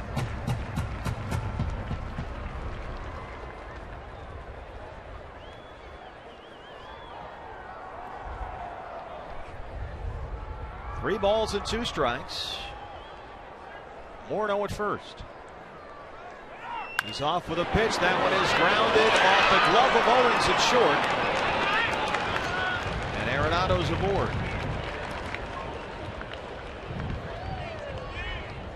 Chris did all he could there to keep it from going into left field, but it's a, well, it should be a base hit for Arenado. Let's see.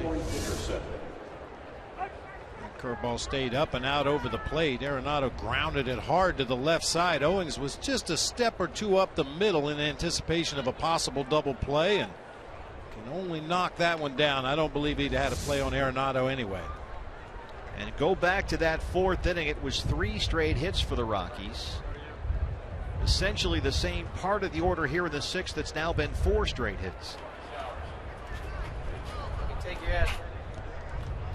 And so with 2 on and nobody out, Kirk Gibson heads to the mound. You've got the left-hander Corey Dickerson coming up. And Oliver Perez had been loosening. He will come into the ball game, and that'll be it for Mike Bolsinger. Pitching change at Chase Field. Back after this.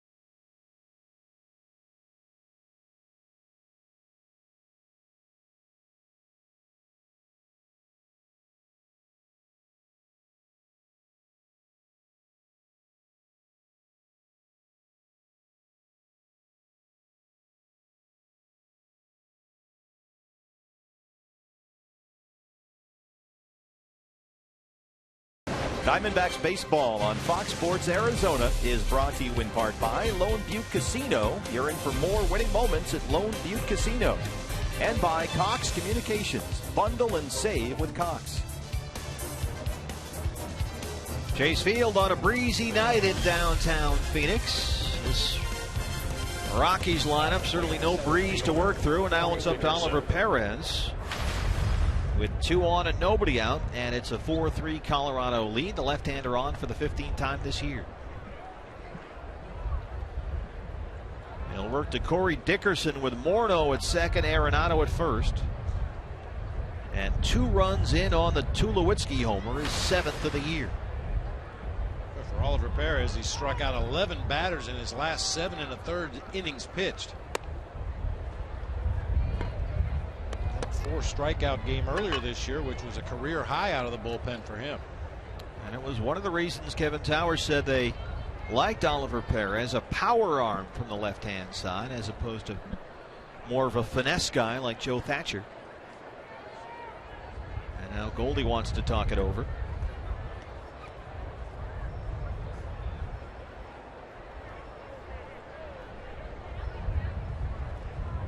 Corey Dickerson in there tonight, just his 6th start of the season. They are still without Michael Kadire, who's out with a hamstring strain. 1-1. And when Dickerson starts, he takes advantage of his chances. He's hitting .353 in his 5 previous starts, including a pair of home runs.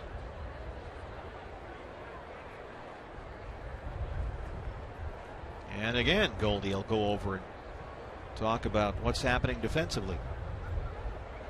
Eric Chavez is going through the signs at third base in the event the Rockies try to put down a sacrifice bunt. He's just alerting everybody to what bunt defensive play they want to have on, and I think Oliver Perez may be a little sketchy on him, so Goldie goes in there just to remind him of where he's supposed to go and what he's supposed to do.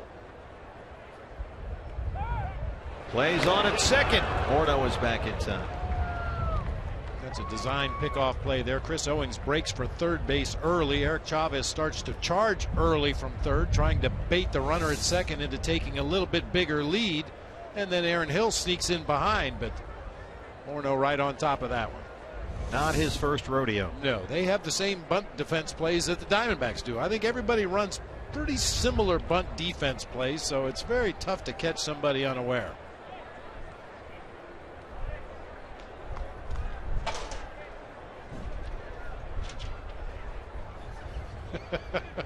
The wind is whipping through the booth. 1-1.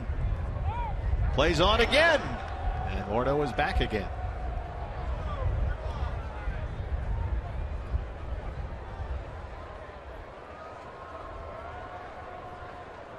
You can see the players' jerseys on the field. Their wind is swirling here. Any pop-up or high-fly ball will not be a picnic.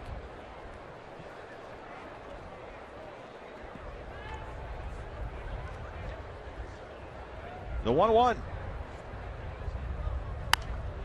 Out of play. Diamondbacks did try to prepare for the swirling winds tonight. They had the pitching machine set up in foul territory down the third baseline today, shooting high pop-ups out in the left center field. All the outfielders were gathered out there to judge those fly balls, and right before they were done, they really cranked it up and shot some straight up in the air in the infield, and it was quite an adventure.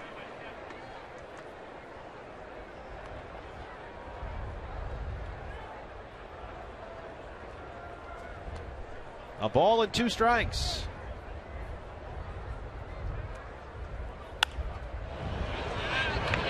Third base side, Chris Owings wants it. Right on the foul line, and that's the first out.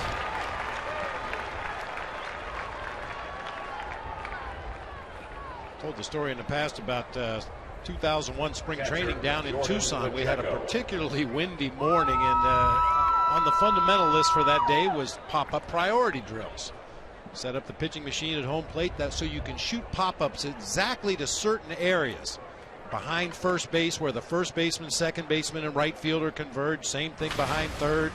Out behind second base, shortstop, second baseman, center fielder converging, just so guys could get used to calling each other off, staying on the ball until you hear somebody call you off, and it didn't go well. Was it the wind? Oh, the wind was brutal. High sky, bright sun, everything working against the guys. And Glenn Sherlock was feeding the machine, and we'd shoot a pop-up and it would drop. And we'd shoot another pop-up and it would drop. So finally I came over to Sherles. I said, listen, next time somebody catches one, we're done. I know we've got 20 minutes allotted for this drill, but if somebody catches one, we're quitting right then. Well, it took another 5 pop-ups before somebody caught one. And we all had a good laugh about it. Fortunately, we never ran into conditions quite like that during the regular season. But boy, that one particular morning in Tucson, it was tough to catch pop-ups. I mean, we had Matt Williams and Tony Womack, Jay Bell, Mark Gray, some of the best defenders of their era, struggling to catch pop-ups. You see the wind right there.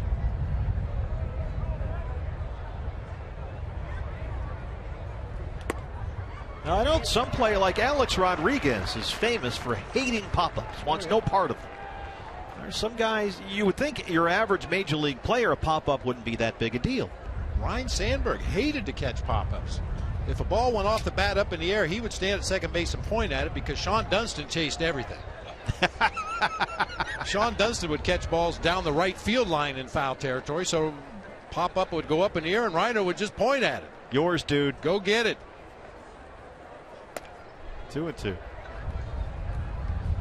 Did you ever play with a guy who would just run away from pop-ups? I don't recall ever. Some guys probably should have tried to run away from them. Now, catchers, they have to field pop-ups differently than other position players, right? The pop-ups at catcher's field are straight up the chute. I mean, occasionally you'll have one down the first or third baseline, and that's where you're hoping that one of the corner infielders will call you off. But the ones behind home plate, yeah, that's a special skill.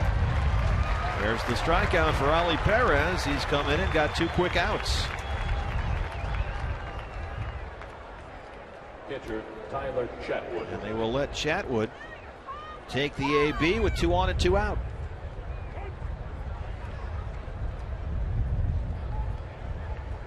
Chatwood did hit a line drive right at Chris Owings in his last at bat. Bunt his way on back in the 3rd inning. Miggy was all over it, threw him out at first base. You know what was very refreshing about that exchange we just saw? Miggy didn't cover up his face with his glove. I think that's the first time in 10 years we've seen any major league player do that on the mound. I don't know how do they understand each other? Got to be careful for those lip readers in the other dugout, I guess. Yeah. So Chatwood, the pitcher.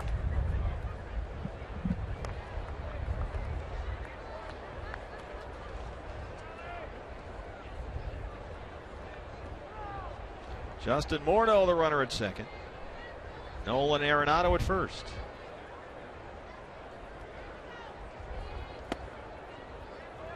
2-0.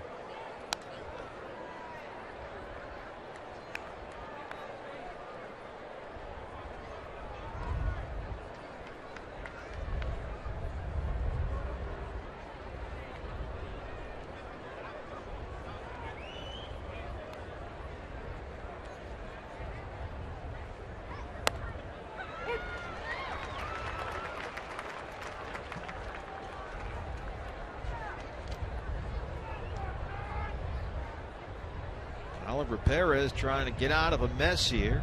Came on with 2 on, nobody out. He's got a pop up and a strikeout. A 2-1 count to the pitcher. 2-2. So Perez a strike away from doing a terrific job of ending this rocky rally in the 6th. They got a double by Cargo to lead it off. A 2-run homer by Tulowitzki is 7th. Singles by Morneau and Arenado, and that was it for Bolsinger.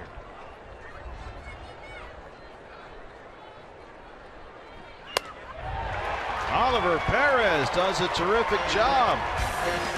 Gets 3 outs, 2 with strikeouts, and sends us to the home half of the 6th. CenturyLink, your link to what's next. Coming up, Aaron Hill leads it off for the Diamondbacks, who trail 4-3.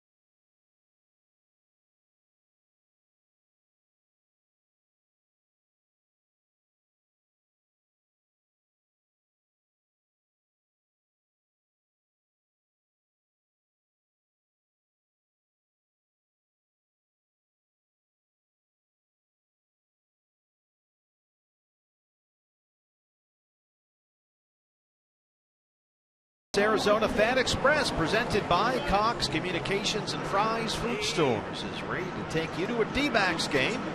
Just stop by this month's participating Cox retail store at Tempe Marketplace or at Fry's Food Store in Cottonwood, and you can enter to win 2 seats on that Fan Express bus. There it is. You'll get round-trip transportation to the D-backs game either May 18th or June 8th. All the info you need is at foxsportsarizona.com. Get on the bus, Gus. Inside the Audi Club here at Chase Field. It's pretty lively in there, BB. Now that's where you and I should do a game from. Yeah. Aaron Hill leads off the Diamondbacks 6th. Hill, Chavez, and Pollock 5, 6, and 7 against Tyler Chatwood. That's the thing about this ballpark. There's so many different vantage points, all tremendous. I mean, we've been out to the pool, completely different perspective on the ball game. There's the Audi Club, Friday's Front Row Sports Grill. Did some games in the past from up there. Now that's fun. Brand new Coors Light Strike Zone, too, open to all fans. Got some nice comfortable seating out there, some monitors. Lots of different places from which to watch the game here at Chase Field. So log on and check it out, dbacks.com/tickets. Richie Sexson territory up there. 3-0 to Hill.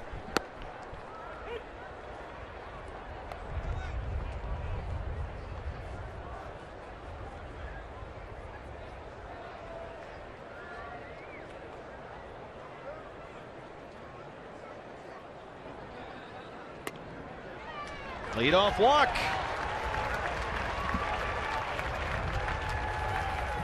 Well, fans, it's that time again. As we promised earlier, we have our AT&T fan photo of the game, as selected by the fan photo committee. Bob Brentley and Greg Schulte. The winner is Aldo. Go D-backs. That's like one of those little license plates you used to put on your bike. On the bike, yeah, with the World Series trophy in the back. Yeah, you always got a chance to get on the fan photo with the World Series trophy. So thanks to Aldo for tweeting that, using the hashtag AZFanPhoto, just to put your fan photos out there on the Twitter for your chance to have them shown in an upcoming game broadcast brought to you by AT&T. And the committee liked that one. It's only the second walk issued by Chatwood. He has hit a batter in the ball game. Puts a runner on first base at a good time with the left-handed pull hitter Eric Chavez at the plate. Got that hole on the right side of the infield to work with if he can get a pitch to go that way. Chavez ahead 2-0.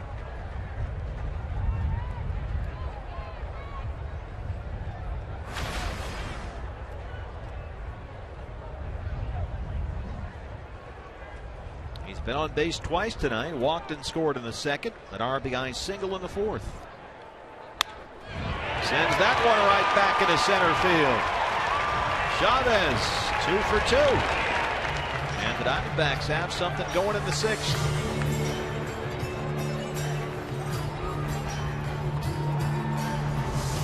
Tyler Chatwood is well aware of that hole on the right side of the infield, so he tried to work Chavez with that sinker low and away, and that time he just stayed right on it, drove it back up the middle of the field. Rockies bullpen springs into action with A.J. Pollock stepping up, and this is a chance for A.J. to really drive one here. With Aaron Hill at second and Eric Chavez at first. A.J. 0 for 2. He has struck out twice. He was 0 for 5 last night. Yeah, his first 2 at-bats this game just didn't look like he was picking the ball up real well out of the hand of Chatwood. Swung at a couple of pitches. Check swinged on a couple of pitches. Takes one right down the middle to start the sequence here. Dickerson in center, shaded over toward right, so there's room in left center for A.J. Pollock, who's at 253 on the year. A.J. had that slow start, 3 for 23 out of the gate this year, but since then he's hit over 300.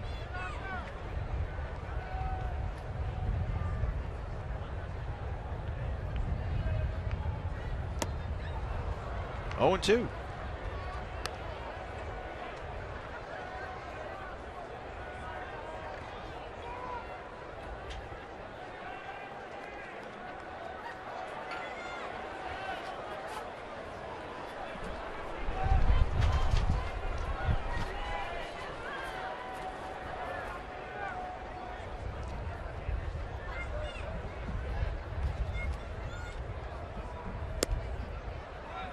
A ball and 2 strikes. There's some swirling wind in the ballpark tonight, but I don't think there's a windier spot in the stadium right now than the press box. Papers are flying. Wow. There's no place like home. This is like Wrigley Field. Thankfully, about 50 degrees warmer.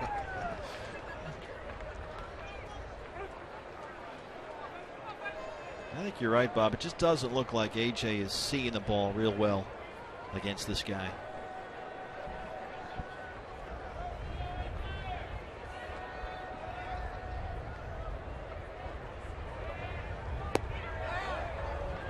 Did not go, says Ron Kelpa down at first base, so it's 2-2. 90 pitches now for Chatwood. Almost right down the middle. 49 strikes and 41 balls.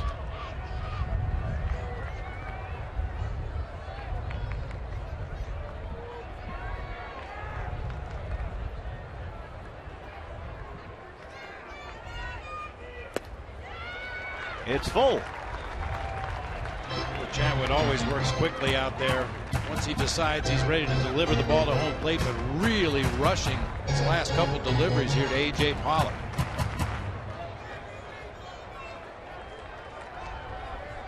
We mentioned he does have a tendency to overthrow, try to outstuff guys, let his emotions occasionally get the better of him. And he's gone full to A.J. Pollock. Ball 4, the bases are loaded with nobody out. Second walk in the inning, issued by Chatwood, Jim Wright, and Walt Weiss. Now batting, shortstop, Chris Owings.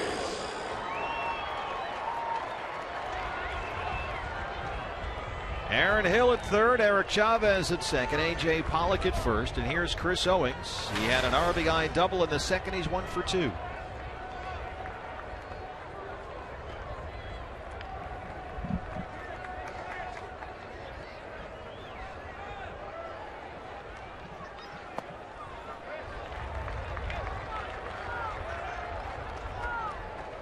Pitcher spot is due up next. Roger Kieschnick's left-hand bat is sitting on deck circle.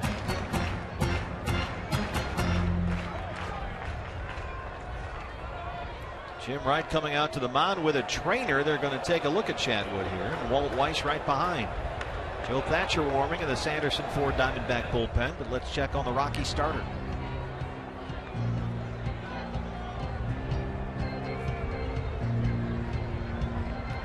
They must have seen something they didn't like in that last conversation in the dugout.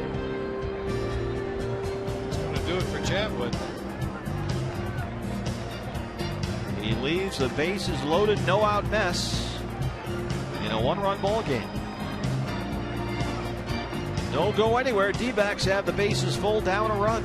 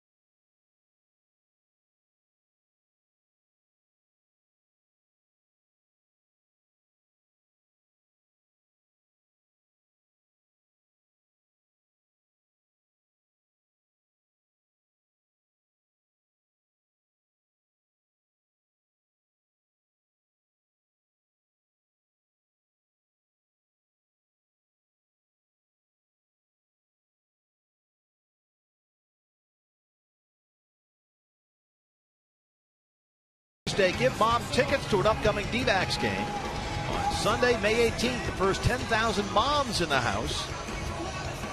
D-backs and Dodgers, they'll get a D-backs branded pair of slippers courtesy of Diet Pepsi. So plan now to make your Mother's Day celebration last just a little bit longer by bringing Mom to Chase Field. Visit dbacks.com/tickets today. We're still searching for a pair of size 13s for Bob Brentley.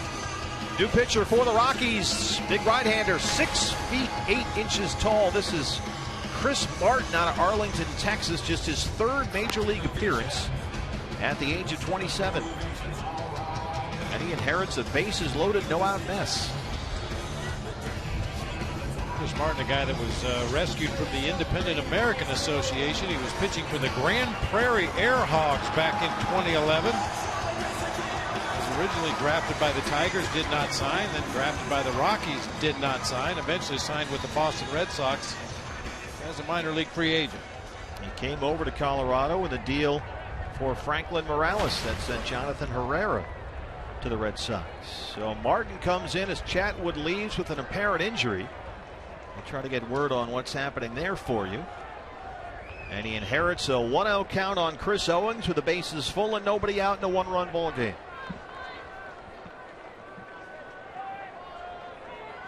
Hill at third, Chavez at second, Pollock at first.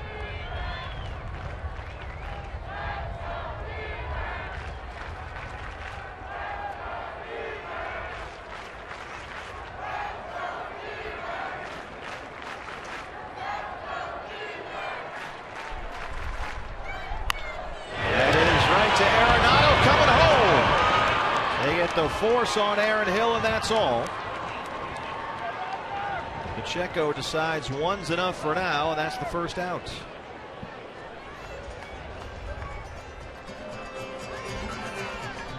Pacheco may have tried for 2 if that throw would have been on the infield side of home plate, but Arenado's throw kind of led him into foul territory behind that right-handed batter's box. Supposed to get out of the way of the sliding runner right there. Number 27, Roger Kieschnick. Well, a great chance here for Roger Kieschnick to open his Diamondbacks account.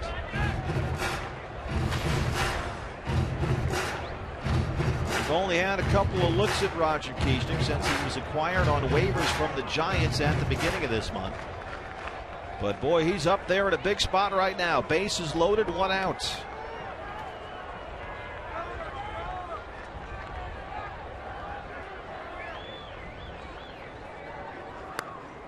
There's a strike, 0-1. Roger Kieschnick from Rockwall, Texas, played at Texas Tech, 3rd round pick by the Giants in the 2008 draft.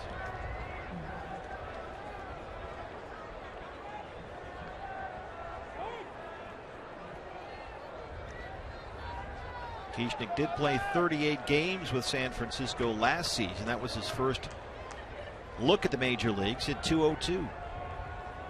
Spent most of last year at AAA Fresno. Here's the 0-1.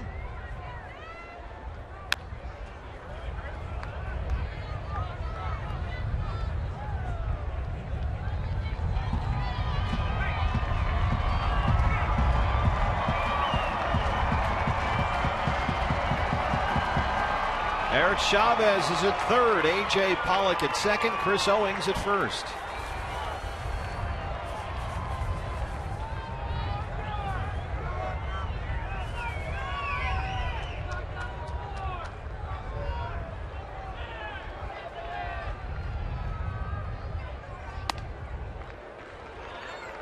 Misses at 95. It's 1-2.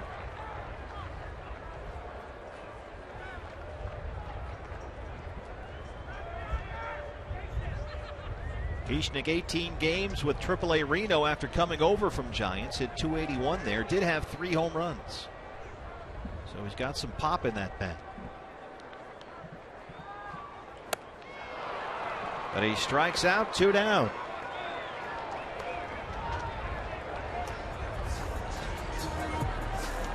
Left fielder, Tony. It's up to Tony Campana.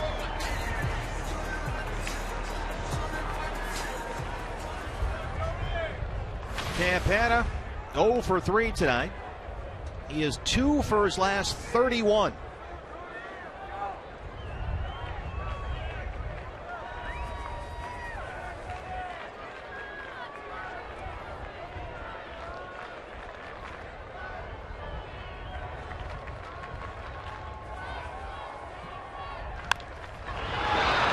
To first, it backs up Morneau. Campana hustling to the bag, but Martin gets there in time, and that's the inning. The Diamondbacks have the bases loaded and no outs, but they cannot get a run across. Close play at first. Let's take a look, see if there's anything challenge-worthy here.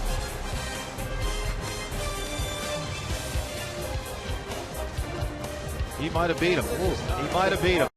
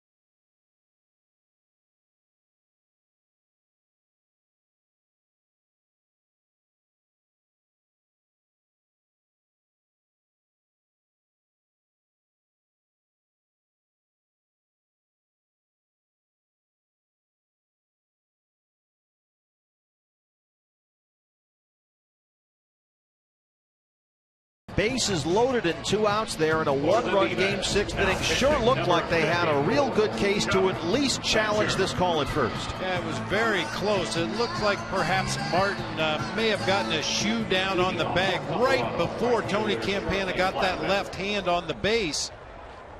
Well, I don't know. Well, I've looked at it a couple times. I'm still not sure. Certainly worthy of a replay, but because it potentially was the 3rd out of the inning, Kirk Gibson's required immediately to come out of the dugout to hold the defense on the field while they determine whether or not they want to ask for a review. Just because it ends the inning doesn't mean you don't get time to stand out there and get your 30 seconds and talk to the umpire and wait for the signal from the dugout. But it sure looks like the Diamondbacks had a pretty good case right there. Win or lose, given the situation, that might have been worth a challenge. 0-1 to Blackmon. New pitcher is Joe Thatcher. And so we'll play on in a 4-3 ball game.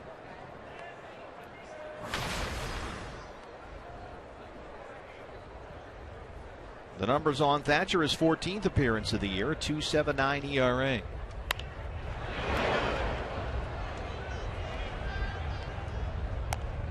Kirk Gibson going with his second lefty in the bullpen here to face Blackmon and later on Cargo. I mean, we've seen review processes where even a look that's not completely definitive or clear and convincing, that's the language used in the replay review, we've seen those calls get overturned when they don't have 1,000% lock on that one. That one's popped up behind the second base bag. Watch that wind, Darren Hill. He's got it. So even if you don't have that 100% guaranteed view on it, we've seen them go the other way several times. Second baseman, DJ LeMahieu. DJ LeMahieu is 0 for 3.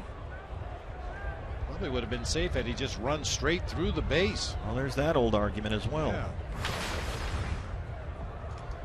And Martin's a big guy, remember, 6'8".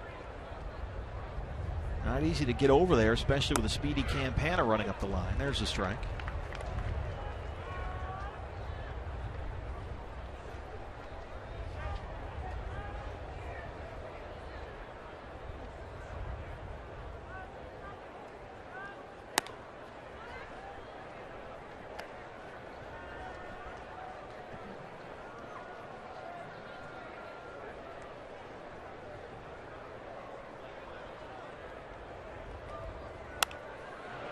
Out of play.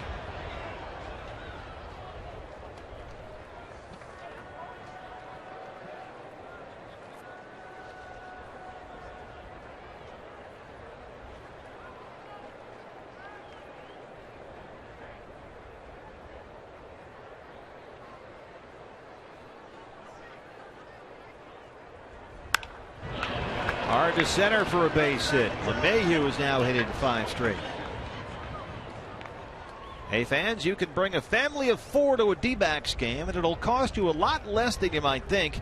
Just use the D-backs value pack. That's only $21 and that'll get you a ticket to sit in the bleachers, a regular size Pepsi, a choice of a hot dog or a Subway sandwich, and a free cookie. The offer is good for every game this year. Visit dbacks.com/value today.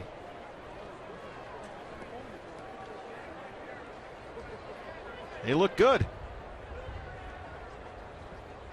Carlos Gonzalez, who was slumping badly coming into the ball game, is 2 for 3, a single, a double. He scored a run.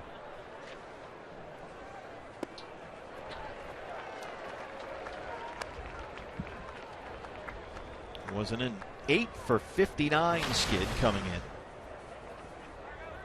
Battling left knee tendonitis.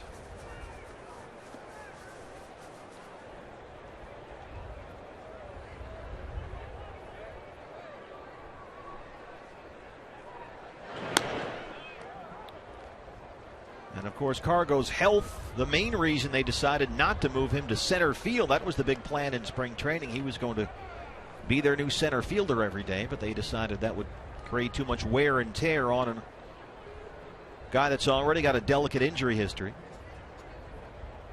And they have other guys that can play out there, certainly Blackmon and Dickerson. Charlie Blackmon's done pretty well this year. He's done all right, yeah. So Cargo stays put in left.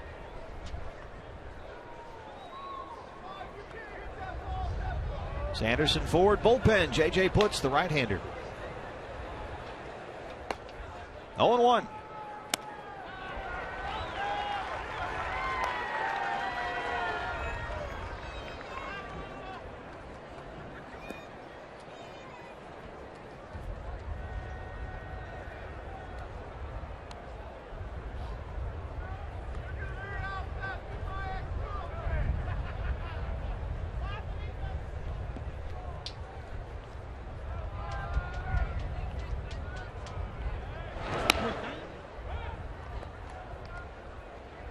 Unfortunately, Joe Thatcher takes a while to unwind to get that crossfire sidearm delivery to home plate, and he doesn't really have a good deceptive pickoff move to first. I think if LeMahieu wanted to, he could probably steal this base. He's like a transformer out there.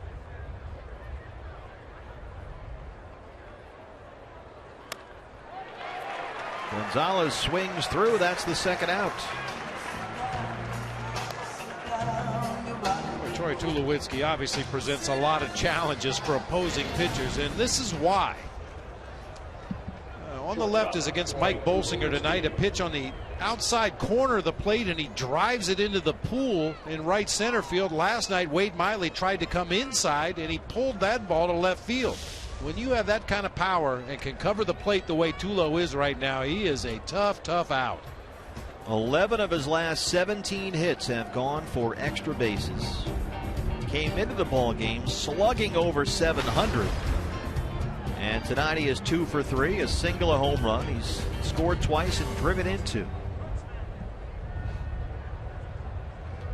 After he was on base 5 times last night. 2 doubles, 2 walks, and a homer. LeMahieu is the runner at first, 2 down.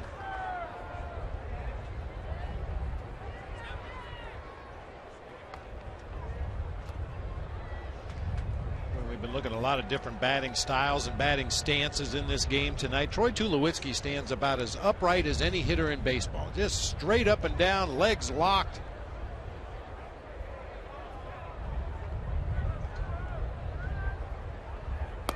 Little toe tap before he strides into the pitch.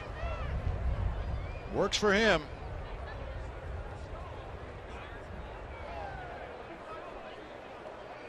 second in the league in hitting, behind only his teammate Charlie Blackmon.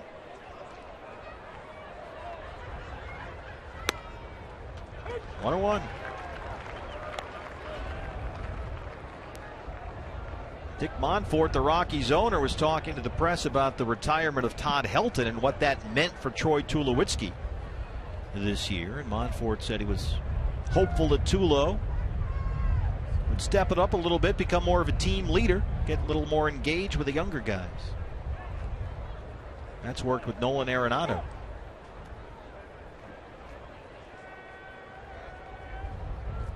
And Tulowitzki's response was, look, I'm not Todd Helton. I am who I am. And he says what he does is good enough in terms of being a leader. More than anything, he has to stay on the field. Yeah.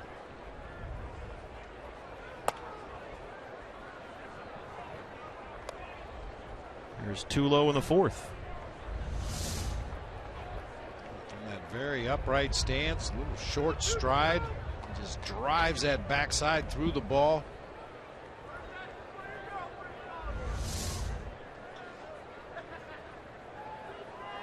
Two and one.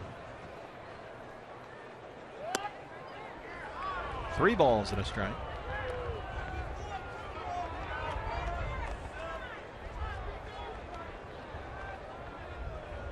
Morneau on deck.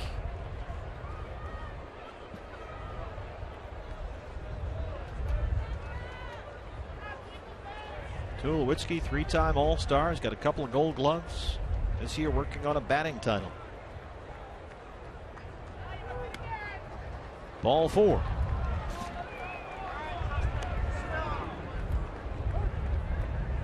So now Morneau comes up. He'll bat from the left-hand side. So a decent matchup for Thatcher. That's what you're looking for if you're Kirk Gibson. 2 on, 2 out.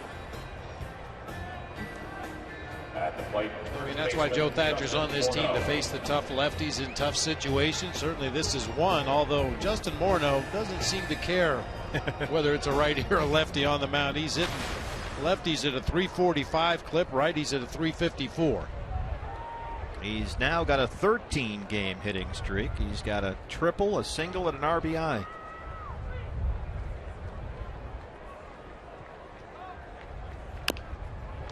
High chopper over the mound. Chris Owings, tough play. And he throws him out. So Thatcher strands 2. Stretch time at Chase Fields. Little defense from Chris Owings. Around here we call that some COD. Diamondbacks down 4-3.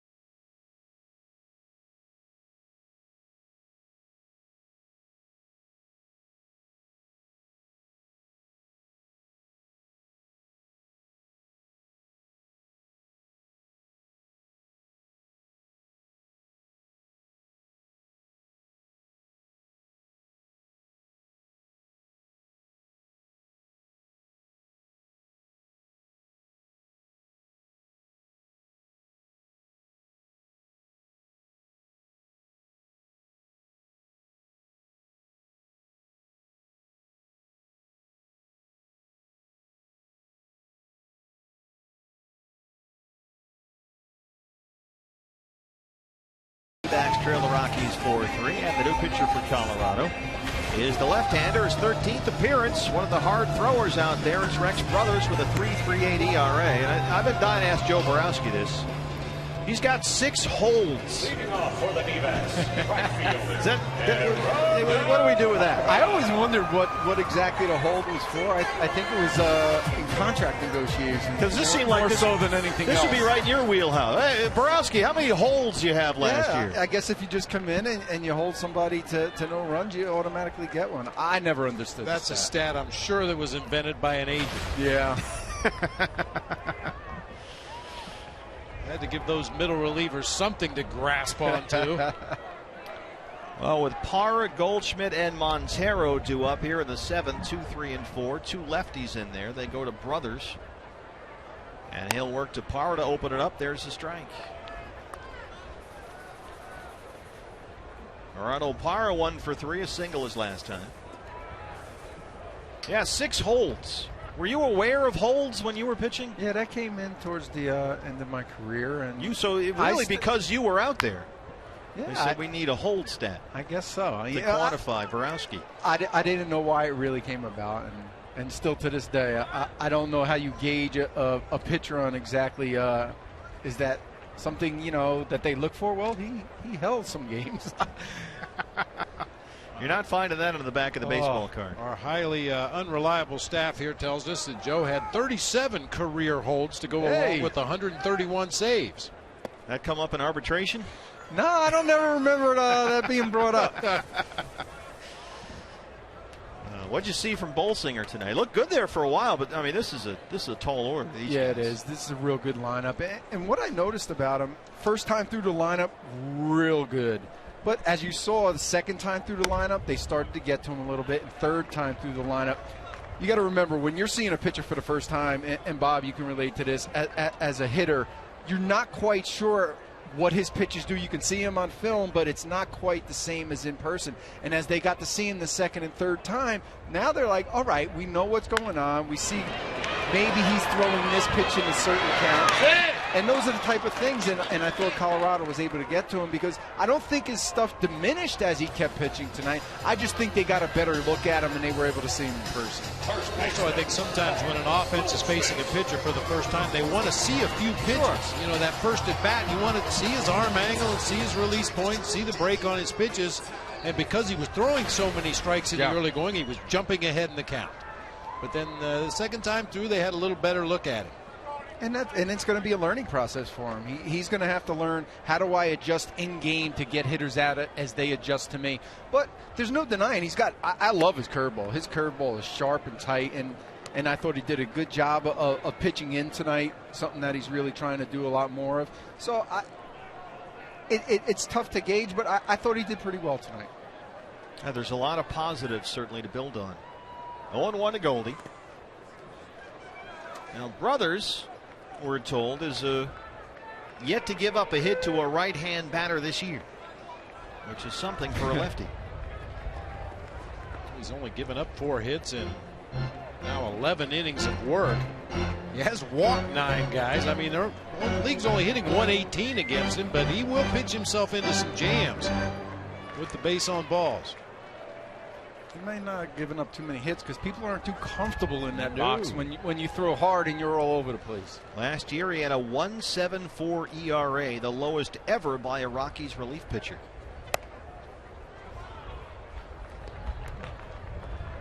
And the Rockies telling us now that Tyler Chatwood, who left the game, the starter, had to leave because of right elbow tightness. And he is listed as day-to-day, but again, aren't we all? 2-1. Strike call there from Dana Demuth. It's 2-2. And Chatwood has a long injury history, so that's certainly not good news. He's a guy that had Tommy John surgery while in high school. 2 balls and 2 strikes. Well, Rex Brothers still hasn't given up a base hit to a right-hander. A guy who's erratic with his command, throws hard, and then throws a puffball changeup like that down at the bottom of the knees, moving down. That's not fair. He's a very effective option. A guy they think will eventually be the closer here. They went out and got another left-hander. They gave Boone Logan a lot of money, so they got some arms back there in that bullpen. Miguel Montero 1 for 3. He doubled and scored in the second. So Miggy's hit in 4 straight and 10 of his last 11. Sanderson Ford bullpen. Brad Ziegler throwing.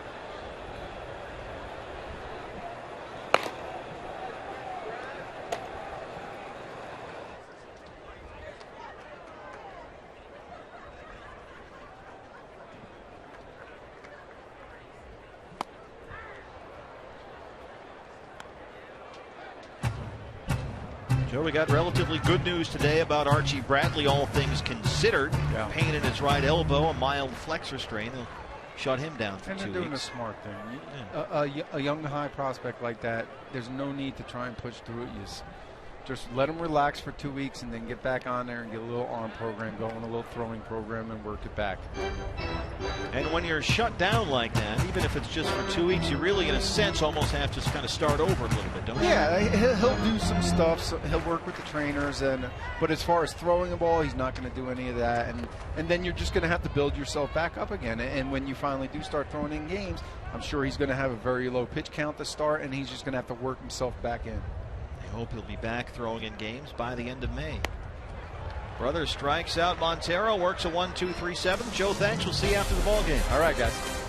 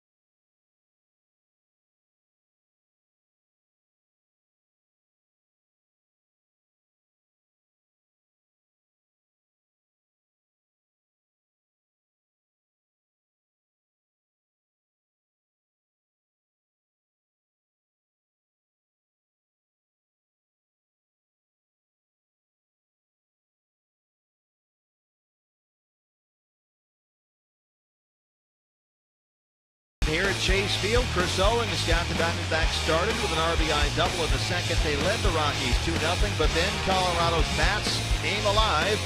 Nolan Arenado extended his hit streak to 19 games, and then again, Troy Tulowitzki, his second home run of the series, his 7th of the season. And the Rockies, as we start the 8th inning, lead the Diamondbacks 4-3. And the new pitcher for the D-backs is the right-hander, Brad Ziegler. 16th appearance of the season for Brad. ERA sitting right at 1.35 going into play tonight. Well, he has really, after a rough spring, it's amazing how you just ignore spring training, because Brad was getting knocked all over the yard all spring long. And as soon as they fired the starting gun, he's his old self with a 1.35 ERA. Arenado 2 for 3, a pair of singles. He's driven in a run. He'll lead off the 8th. Now with a 19-game hitting streak. Eric Chavez spins and throws. And a nice scoop by Goldie at first as one Gold Glove third baseman throws out another.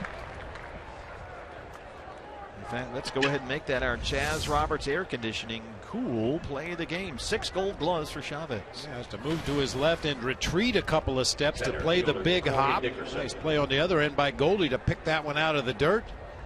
Spun his back all the way around that time, but found his target, got it on line, and Goldie helped him out at the other end.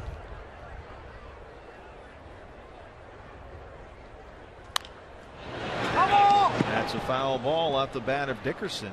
You know, Chavez has always been a great defensive third baseman, but when he opened up his career, actually the glove was suspect. And he worked really hard defensively, trying to become as good as he is now. And the guy he worked with then, when he was coming up with the A's, was Ron Washington, who of course is now the manager in Texas. And Wash worked so hard with Chavez, who of course at that time was just a kid, that when Xavi won his first Gold Glove after that 2003 season, as this one is right back to the mound, Chavez had the clubhouse attendant for the A's put the actual award in Washington's locker as an expression of thank you for all that extra work. Eric had signed it, personalized it, made it into a gift for Ron Washington. Said, nope, you deserve this, you take it. Ron Washington was featured prominently in Moneyball, working with Scott Hatteberg to turn him into a first baseman. It's incredibly hard. It's incredibly hard.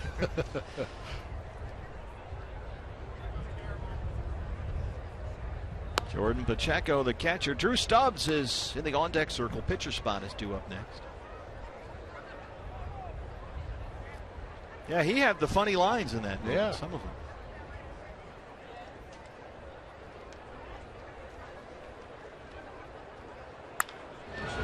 That one is foul just by Chavez at third. Pretty good run there defensively. 17th season in the big leagues. First round pick by the A's in the 96th draft. He was the 10th overall player selected. Drafted one spot ahead of Mark Kotsay, the longtime major league player who just retired at the end of last year with the Padres.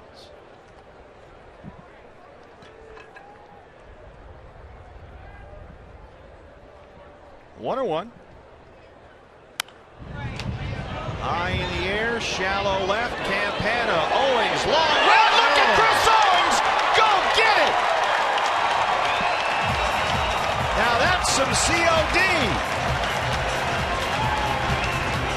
Chris Owings, the D-backs rookie shortstop, continues to impress.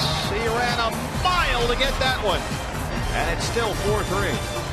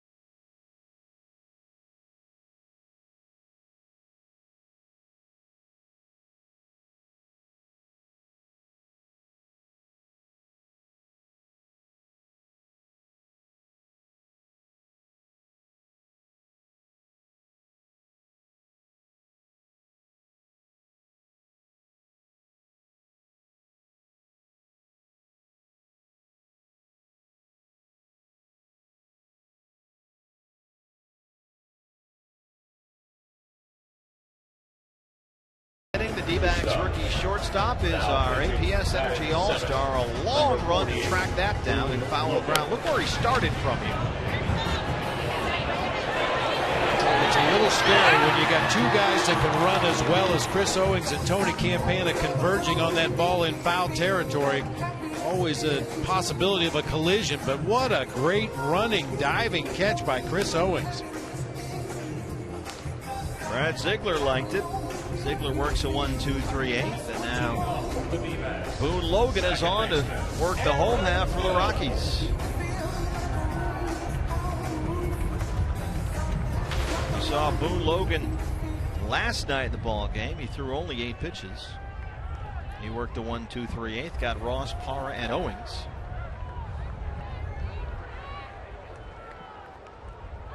Double switch by Walt Weiss. Pitcher spot is now 7th in the Rockies order. Drew Stubbs takes over in center, replaces Dickerson. He'll hit 9th. Aaron Hill, Eric Chavez, and A.J. Pollock 5, 6, and 7 in the Arizona 8th.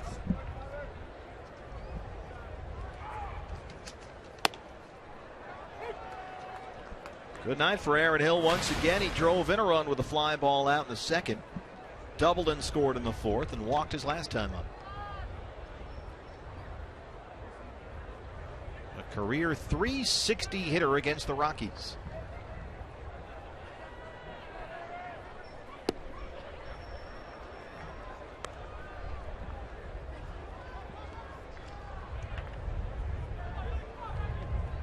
Aaron's now hit in 5 straight games and 6 of his last 7.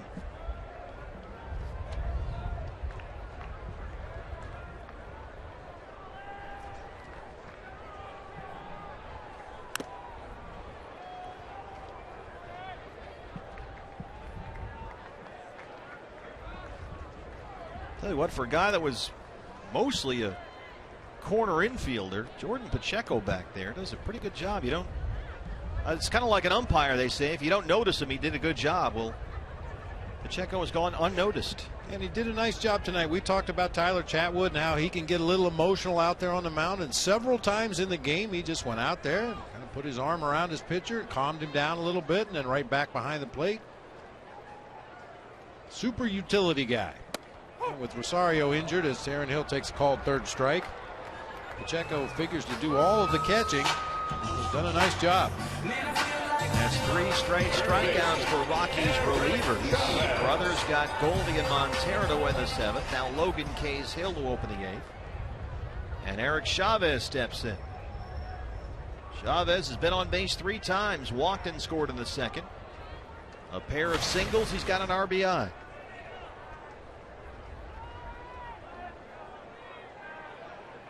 The RBI left him now only 2 shy of 900 for his career.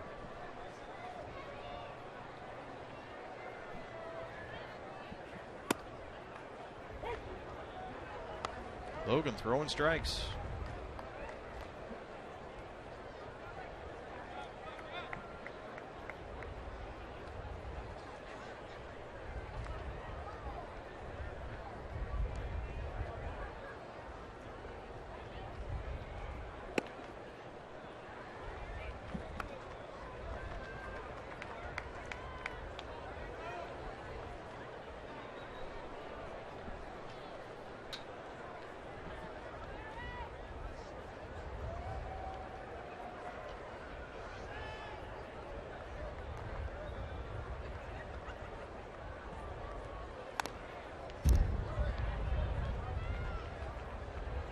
With the Diamondbacks starting their mostly left-handed hitting lineup tonight, a couple of right-handed weapons available off the bench.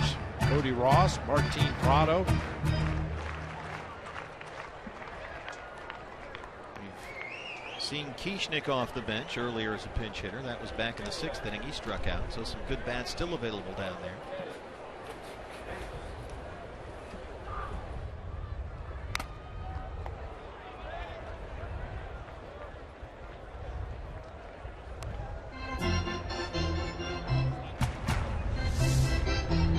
Gets Pacheco behind the plate.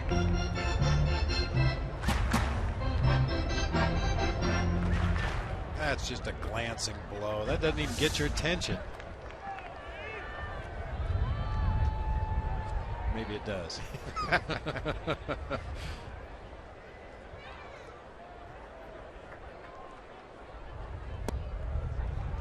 2-2.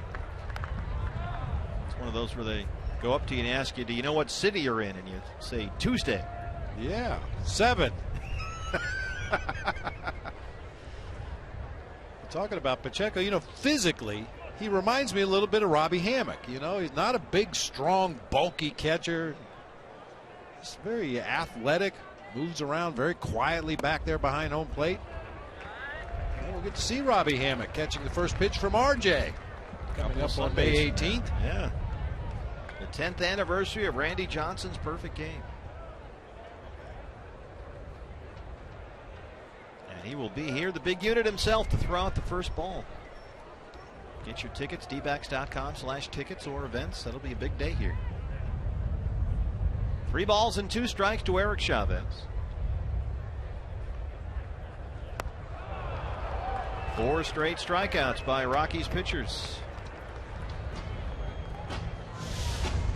Sunday, May 18th, the special pregame ceremony as we welcome Randy Johnson back to Chase Field on the 10th anniversary of his perfecto. Be part of the day with us, dbacks.com/tickets. And Robbie Hammock will be here. I don't know what was more rare, the perfect game or seeing Randy smile on the field. A.J. Pollock, he's 0 for 2. He walked his last time up.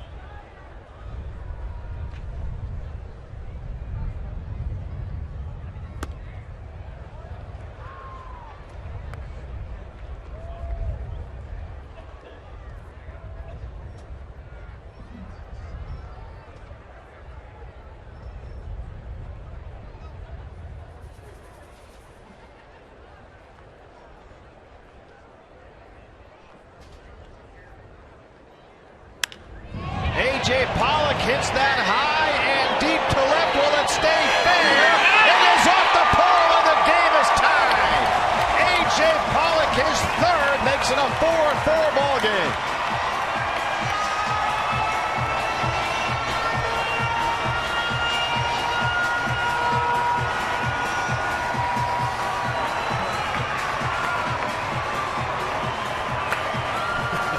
What a game. That's the one they were waiting for. Man, A.J. Pollock struggled in his first 2 at-bats against Tyler Chatwood. Just didn't look like he was seeing the ball well. Took an awkward swing at the first delivery here from Boone Logan. And then hits one a mile. That's how quickly things can turn around. Clank. Chris Owings.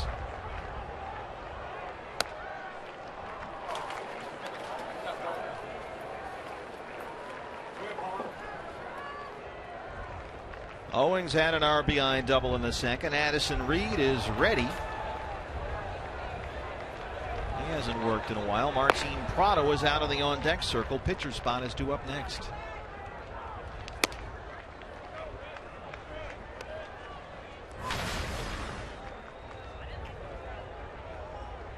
That was Goldie-esque. Yeah, Titanic blast. Majestic.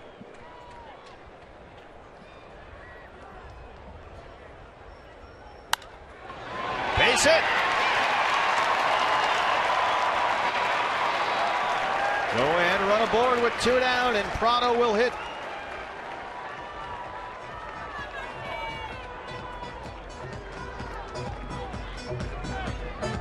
Prado on base 4 times last night. He had a single, a triple, a couple of walks. He scored 3 times. For Brad Ziegler, number 14, Martin Prado.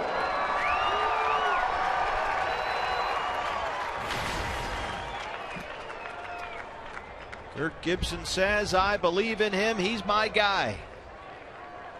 And he's up in a big spot. Go ahead, run it first, 2 down.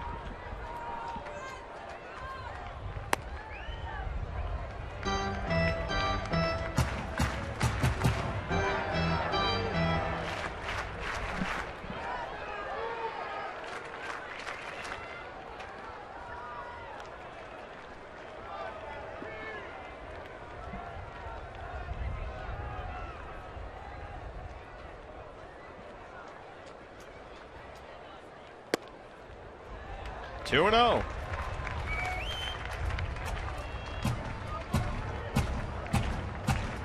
Well, we rarely see Martin Prado go up to the plate and look for a pitch and try to really turn on one. This would be a count. 2-0 against a left-handed pitcher.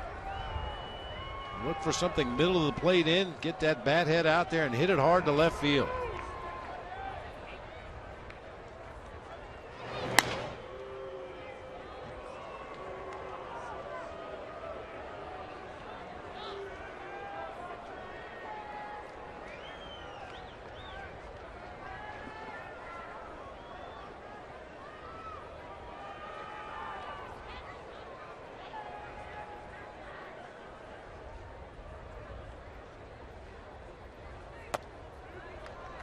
3 balls and no strikes. A.J. Pollock, his 3rd home run. What a time for it. 2 outs in the 8th to tie it at 4. Campana on deck.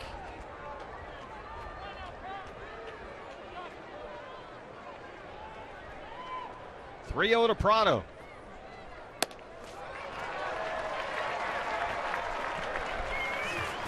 Go ahead run moves into scoring position for the D-backs. Campana has been recalled. He was the scheduled hitter.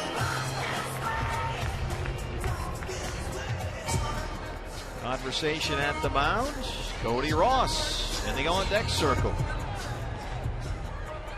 Jim Wright, the pitching coach. Well, this worked out well with the 2 righties available off the bench tonight. Martin Prado, who drew the base on balls to push Chris Owings into scoring position. Now Cody Ross will come up and get an at-bat against a lefty. And Cody Ross crushes left-hand pitching. A 391 clip last year. Matt Belisle just started throwing. This has been an uncharacteristically wild inning for Boone Logan. He's thrown 20 pitches, 10 balls, and 10 strikes. And a chance here for Cody with 2 on and 2 out. Owings at second, Prado at first.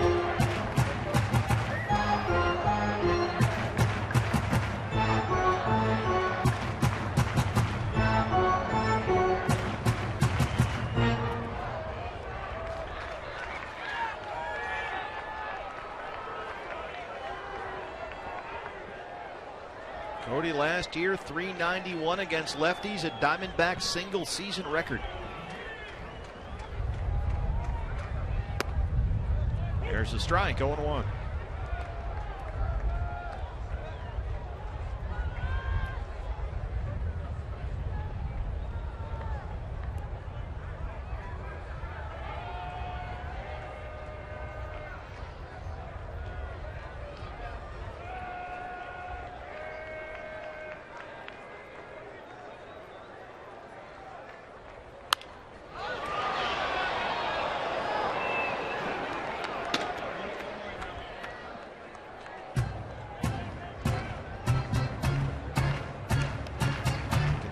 About 50 points better lefties and righties. Slugging percentage is way up there. Yeah. And looking for that big hit right here in a 4-4 ball game in the 8th.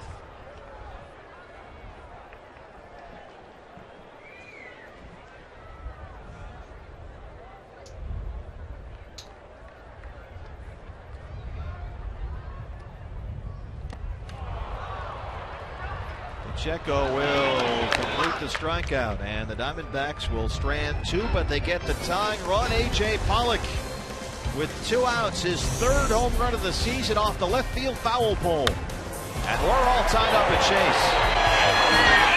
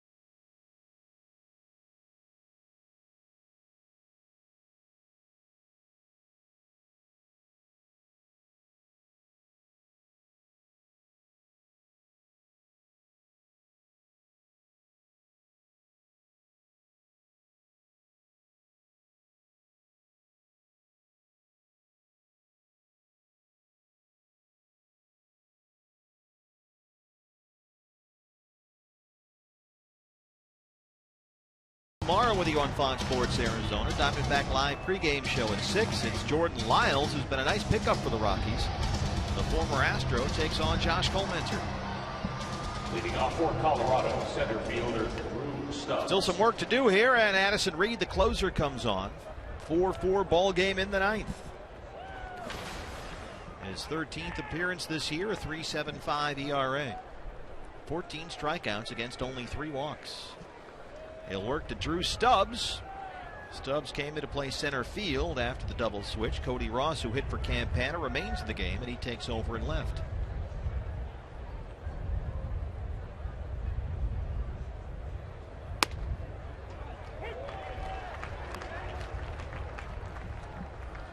You were talking earlier about Carlos Gonzalez possibly playing center field this year for the Rockies, but they have plenty of other guys, including this guy, Drew Stubbs. He's kind of the forgotten man over there with the Rockies. Had a couple of big homer seasons for the Cincinnati Reds. Really good defensive outfielder with a strong throwing arm. Just hasn't been able to find a way to consistently make enough contact. He can be a strikeout machine at times. At 238 on the year. Came up with the Reds. Cincinnati dealt him to Cleveland after the 2012 season. And that same deal that brought Didi Gregorius here to Arizona.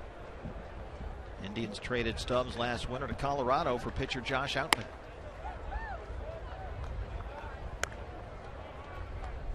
And Drew Stubbs, great promise with Cincinnati, his second year in the big leagues. 2010, he had 22 homers, drove in 77 runs, and then just the strikeouts.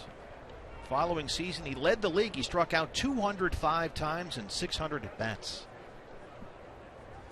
A ball and 2 strikes.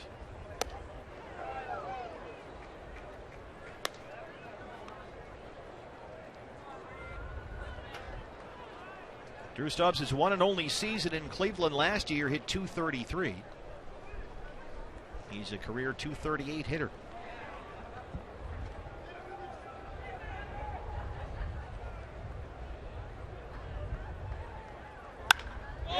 Drives that one to right. It backs up par, and that ball will go. Well, he's got power. We said it. He takes Addison Reed out to right, and it's 5-4 Colorado.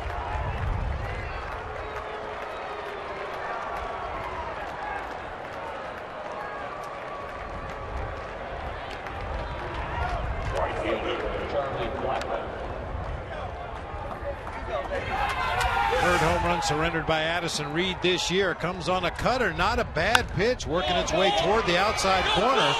Stubbs just got the barrel on it. Carried a lot further than it looked like it was going to off the bat.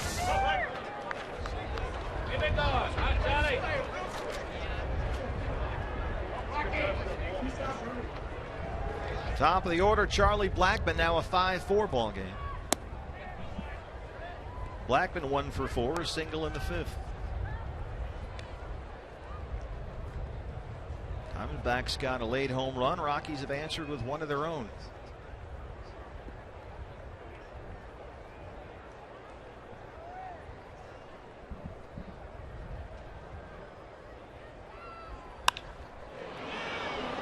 Shallow left. Cody Ross coming in. Chris Owings backing out there, and Cody tracks it down. 1 away.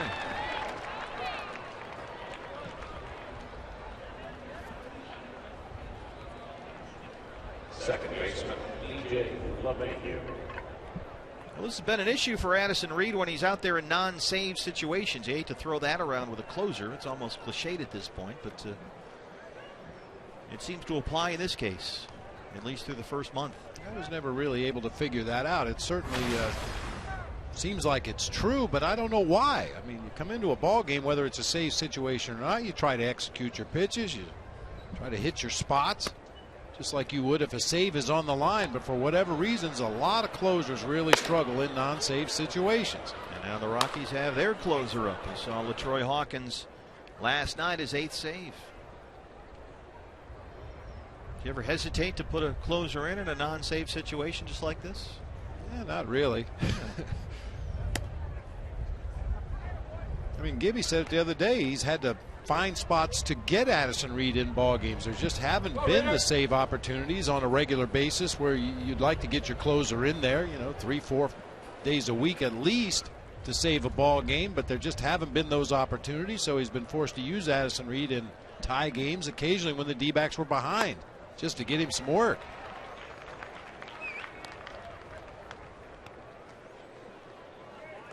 And we saw him last week come in a couple of times. In fact, 3 straight ball games, and twice in Wrigley Field he was very effective. Some 10-pitch saves, just 1, 2, 3.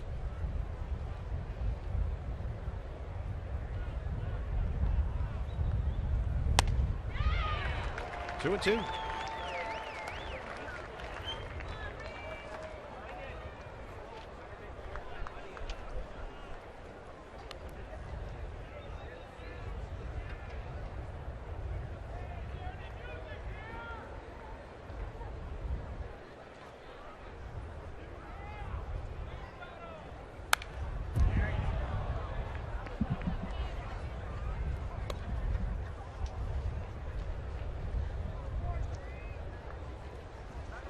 Diamondbacks in the 9th will have Gerardo Parra, Paul Goldschmidt, and Miguel Montero against Hawkins, 2, 3, and 4. With Aaron Hill due up 4th in the inning if the Diamondbacks can get a base run. 2 balls and 2 strikes. Called strike 3. LeMahieu strikes out for the 3rd time tonight.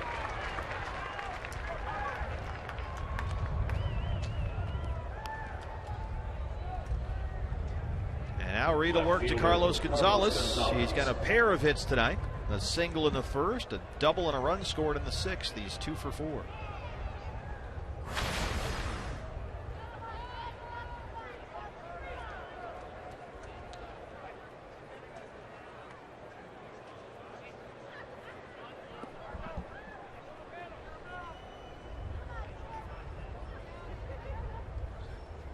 Shift is back on for Cargo. Eric Chavez, this is an extreme shift. The 3rd baseman is playing where the shortstop would normally be. There's Eric at shortstop. I think this is the 2-out version of the shift. Cargo were leading off the inning. You might see Chavi a little bit closer and a little bit over toward the hole between 3rd and short, but with 2 outs in the inning, they figure Cargo is going to try to leave earth right here. So his first time up, he settled for a little bunt single to the 3rd base side of the mound. Bunting away from the shift. You don't want to give him another shot.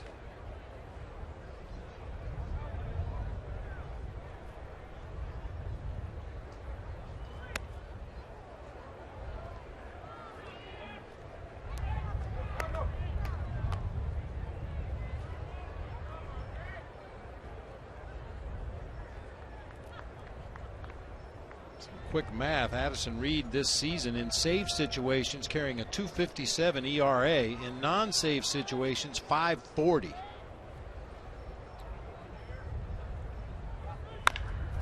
That's a foul ball. Well, the numbers tell the story there. He's always been almost an extreme fly ball pitcher, but he's had a unique talent in Chicago of keeping the ball in the yard.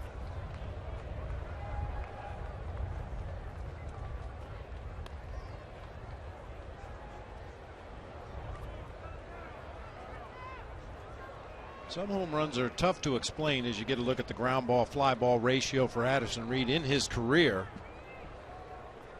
And occasionally you make a good pitch and the hitter gets the barrel of the bat on it. Swirling winds seem to help that drive off the bat of Drew Stubbs a little bit. That's up into the wind and right. Aaron Hill has it in front of Parra, and that's the inning. But the Rockies get the go-ahead run. We'll go to the bottom 9th. It's a 5-4 ball game.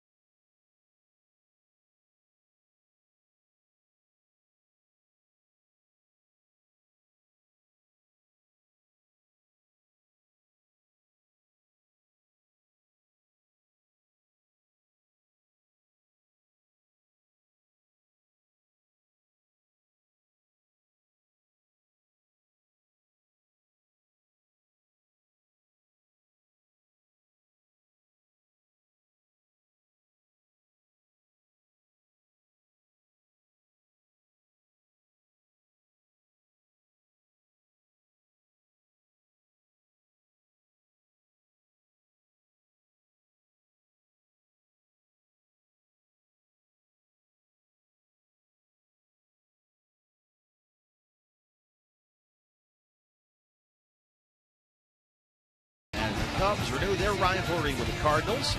And then it's reigning AL MVP Miguel Cabrera and the Tigers squaring off against the Kansas City Royals. The action starts at 10 a.m. Pacific time on Fox Sports 1 and streaming live on Fox Sports Go.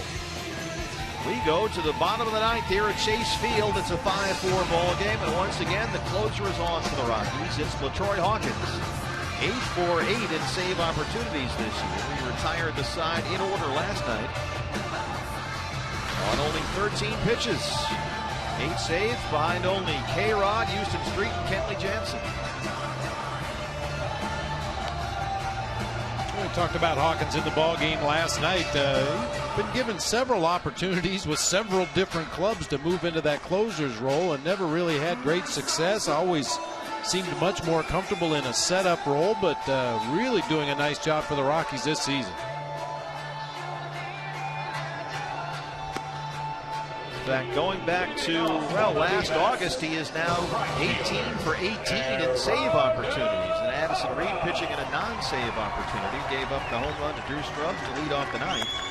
And so Stubbs has made it a 5-4 ball game, and Hawkins will work to Gerardo Parra, Paul Goldschmidt, and Miguel Montero, 2, 3, and 4 in the Diamondbacks' ninth.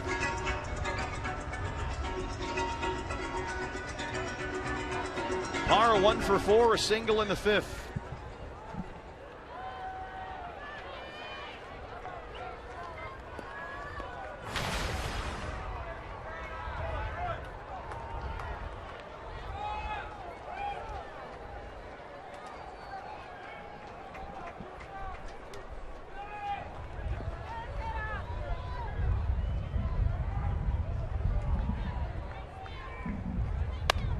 Pitching right away. Yeah, he's going to that more and more. It used to be kind of a surprise pitch. After he had thrown a couple of deliveries to an opposing hitter, he would go to that quick pitch. But he's using it more and more regularly with nobody on base.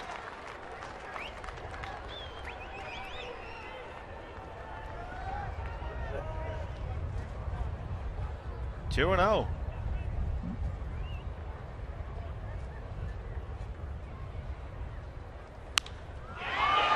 In the air to center. Drew Stubbs is there, one away.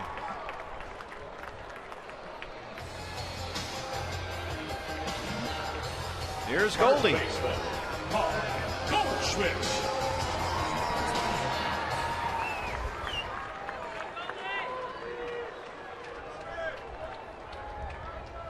Goldie is hitless tonight. He was hit by a pitch in the fifth.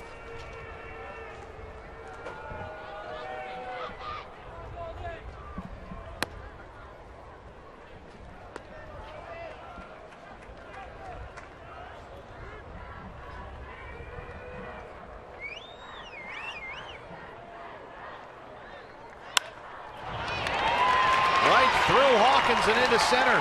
Tying runs aboard. He's lucky that one didn't hit him. Now batting, catcher, Miguel Montero.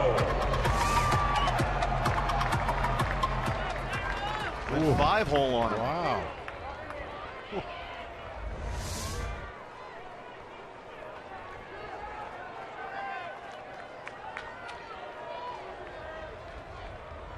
He's perfect at least 8 times. Only K-Rod and Houston Street have done that. 8 for 8 this year. 1 out, Goldie at first. Here's Miguel Montero. Doubled and scored in the second.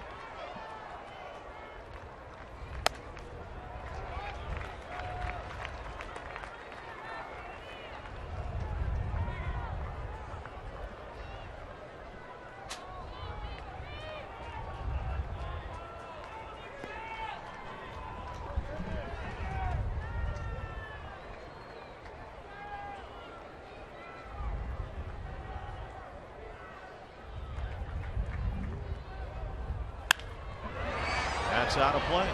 Well, you can see with a runner on first base, especially a guy that's possibly thinking about stealing himself into scoring position. Hawkins much quicker to the plate now. On Goldie running? No.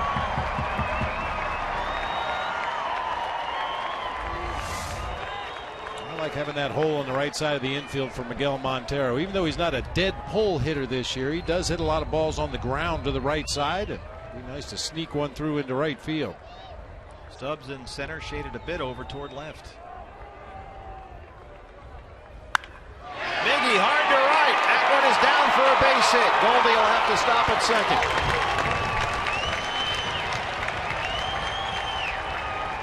2 on, 1 out, and here comes Aaron Hill. I'll tell you, other than his strikeout in the 7th inning tonight, Miguel Montero's hit the ball on the button every plate appearance. Doubled in the first, hit a deep fly ball to the warning track in center in the 4th, a hard grounder to Tulowitzki in the 5th. He was playing right up the middle of the field, if you remember, and then this line drive into right. And Montero represents the winning run, so Cliff Pennington will come in and run for Miggy. Now batting second baseman, Aaron Hill. Diamondbacks tonight 1 for 7 with runners in scoring position. They have stranded 9.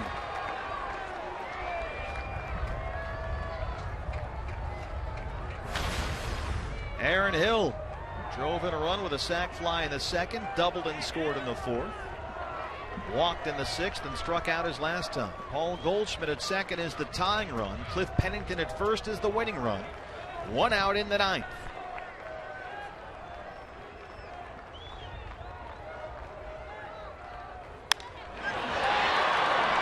Softly hit to center, easy play for Stubbs.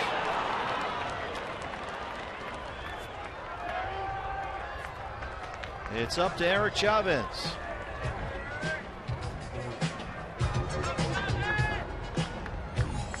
Chavez has had a very good night. Walked and scored in the 2nd. He has singled twice. He's driven in a run.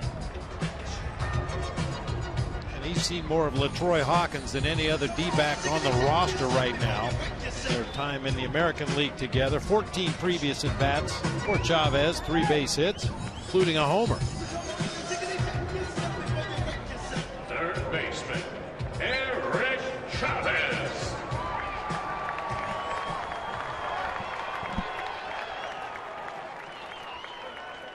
Two on, 2 outs, bottom 9.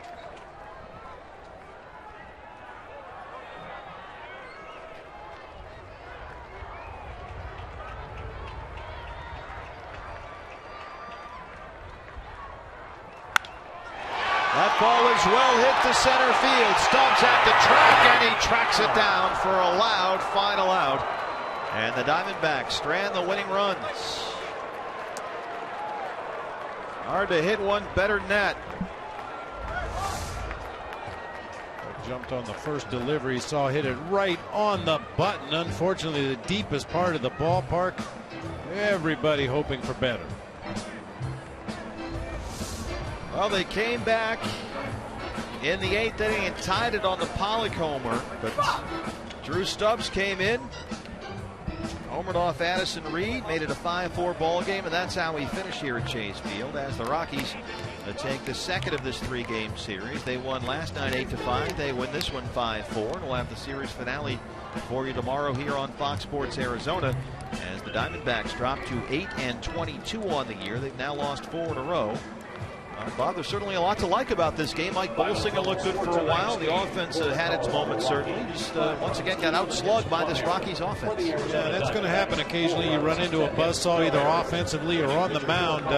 Some good defensive plays tonight, too. I think ultimately that's the area where the Diamondbacks are going to have to tighten things up if they expect to win ball games. Got to play solid defense, make all the plays behind your pitching staff, and take some of the pressure off the offense. Rockies take this one 5-4. Let's begin Diamondbacks Live. Joe Borowski's with Todd Walsh. Thank you very much, Steve, and we will do just that out here in right center field. And Joe, a number of things I think we need to take a look at. Another tight game the Diamondbacks have found a way to lose. I want to see that bang-bang play at first base again with Tony Campana. We'll talk about Mike Bolsinger, but your take on it, and I know it's the book, Addison Reed coming in a non-save situation. Who knows better about the adrenaline and the mindset of that than you? Yeah, I know. I wasn't a huge fan of coming in and tie games because you're so used to coming in games that you're going to save. But the thing is that you're a closer, and that's normally what you do in a ninth inning tie game at home. You're going to come in that situation. Unfortunately, there was a lot of other things that happened throughout this game that let this game slip away from the Diamondbacks. We're going to look at them. All right, we will do just that. So Diamondbacks Live is underway in a matter of moments. You know the drill. Bob Brenly will join us from the broadcast booth in just a couple of moments. Brad Steinke is on the field and then into the clubhouse. Plus, we'll hear from Diamondbacks manager Kirk Gibson. All that straight ahead. Stick around. 5-4. Diamondbacks have lost the series now, dropping games 1 and 2. They've lost 4 games in a row. We will break it down and look at it on Diamondbacks Live, presented by CenturyLink, in a matter of moments. Stick around.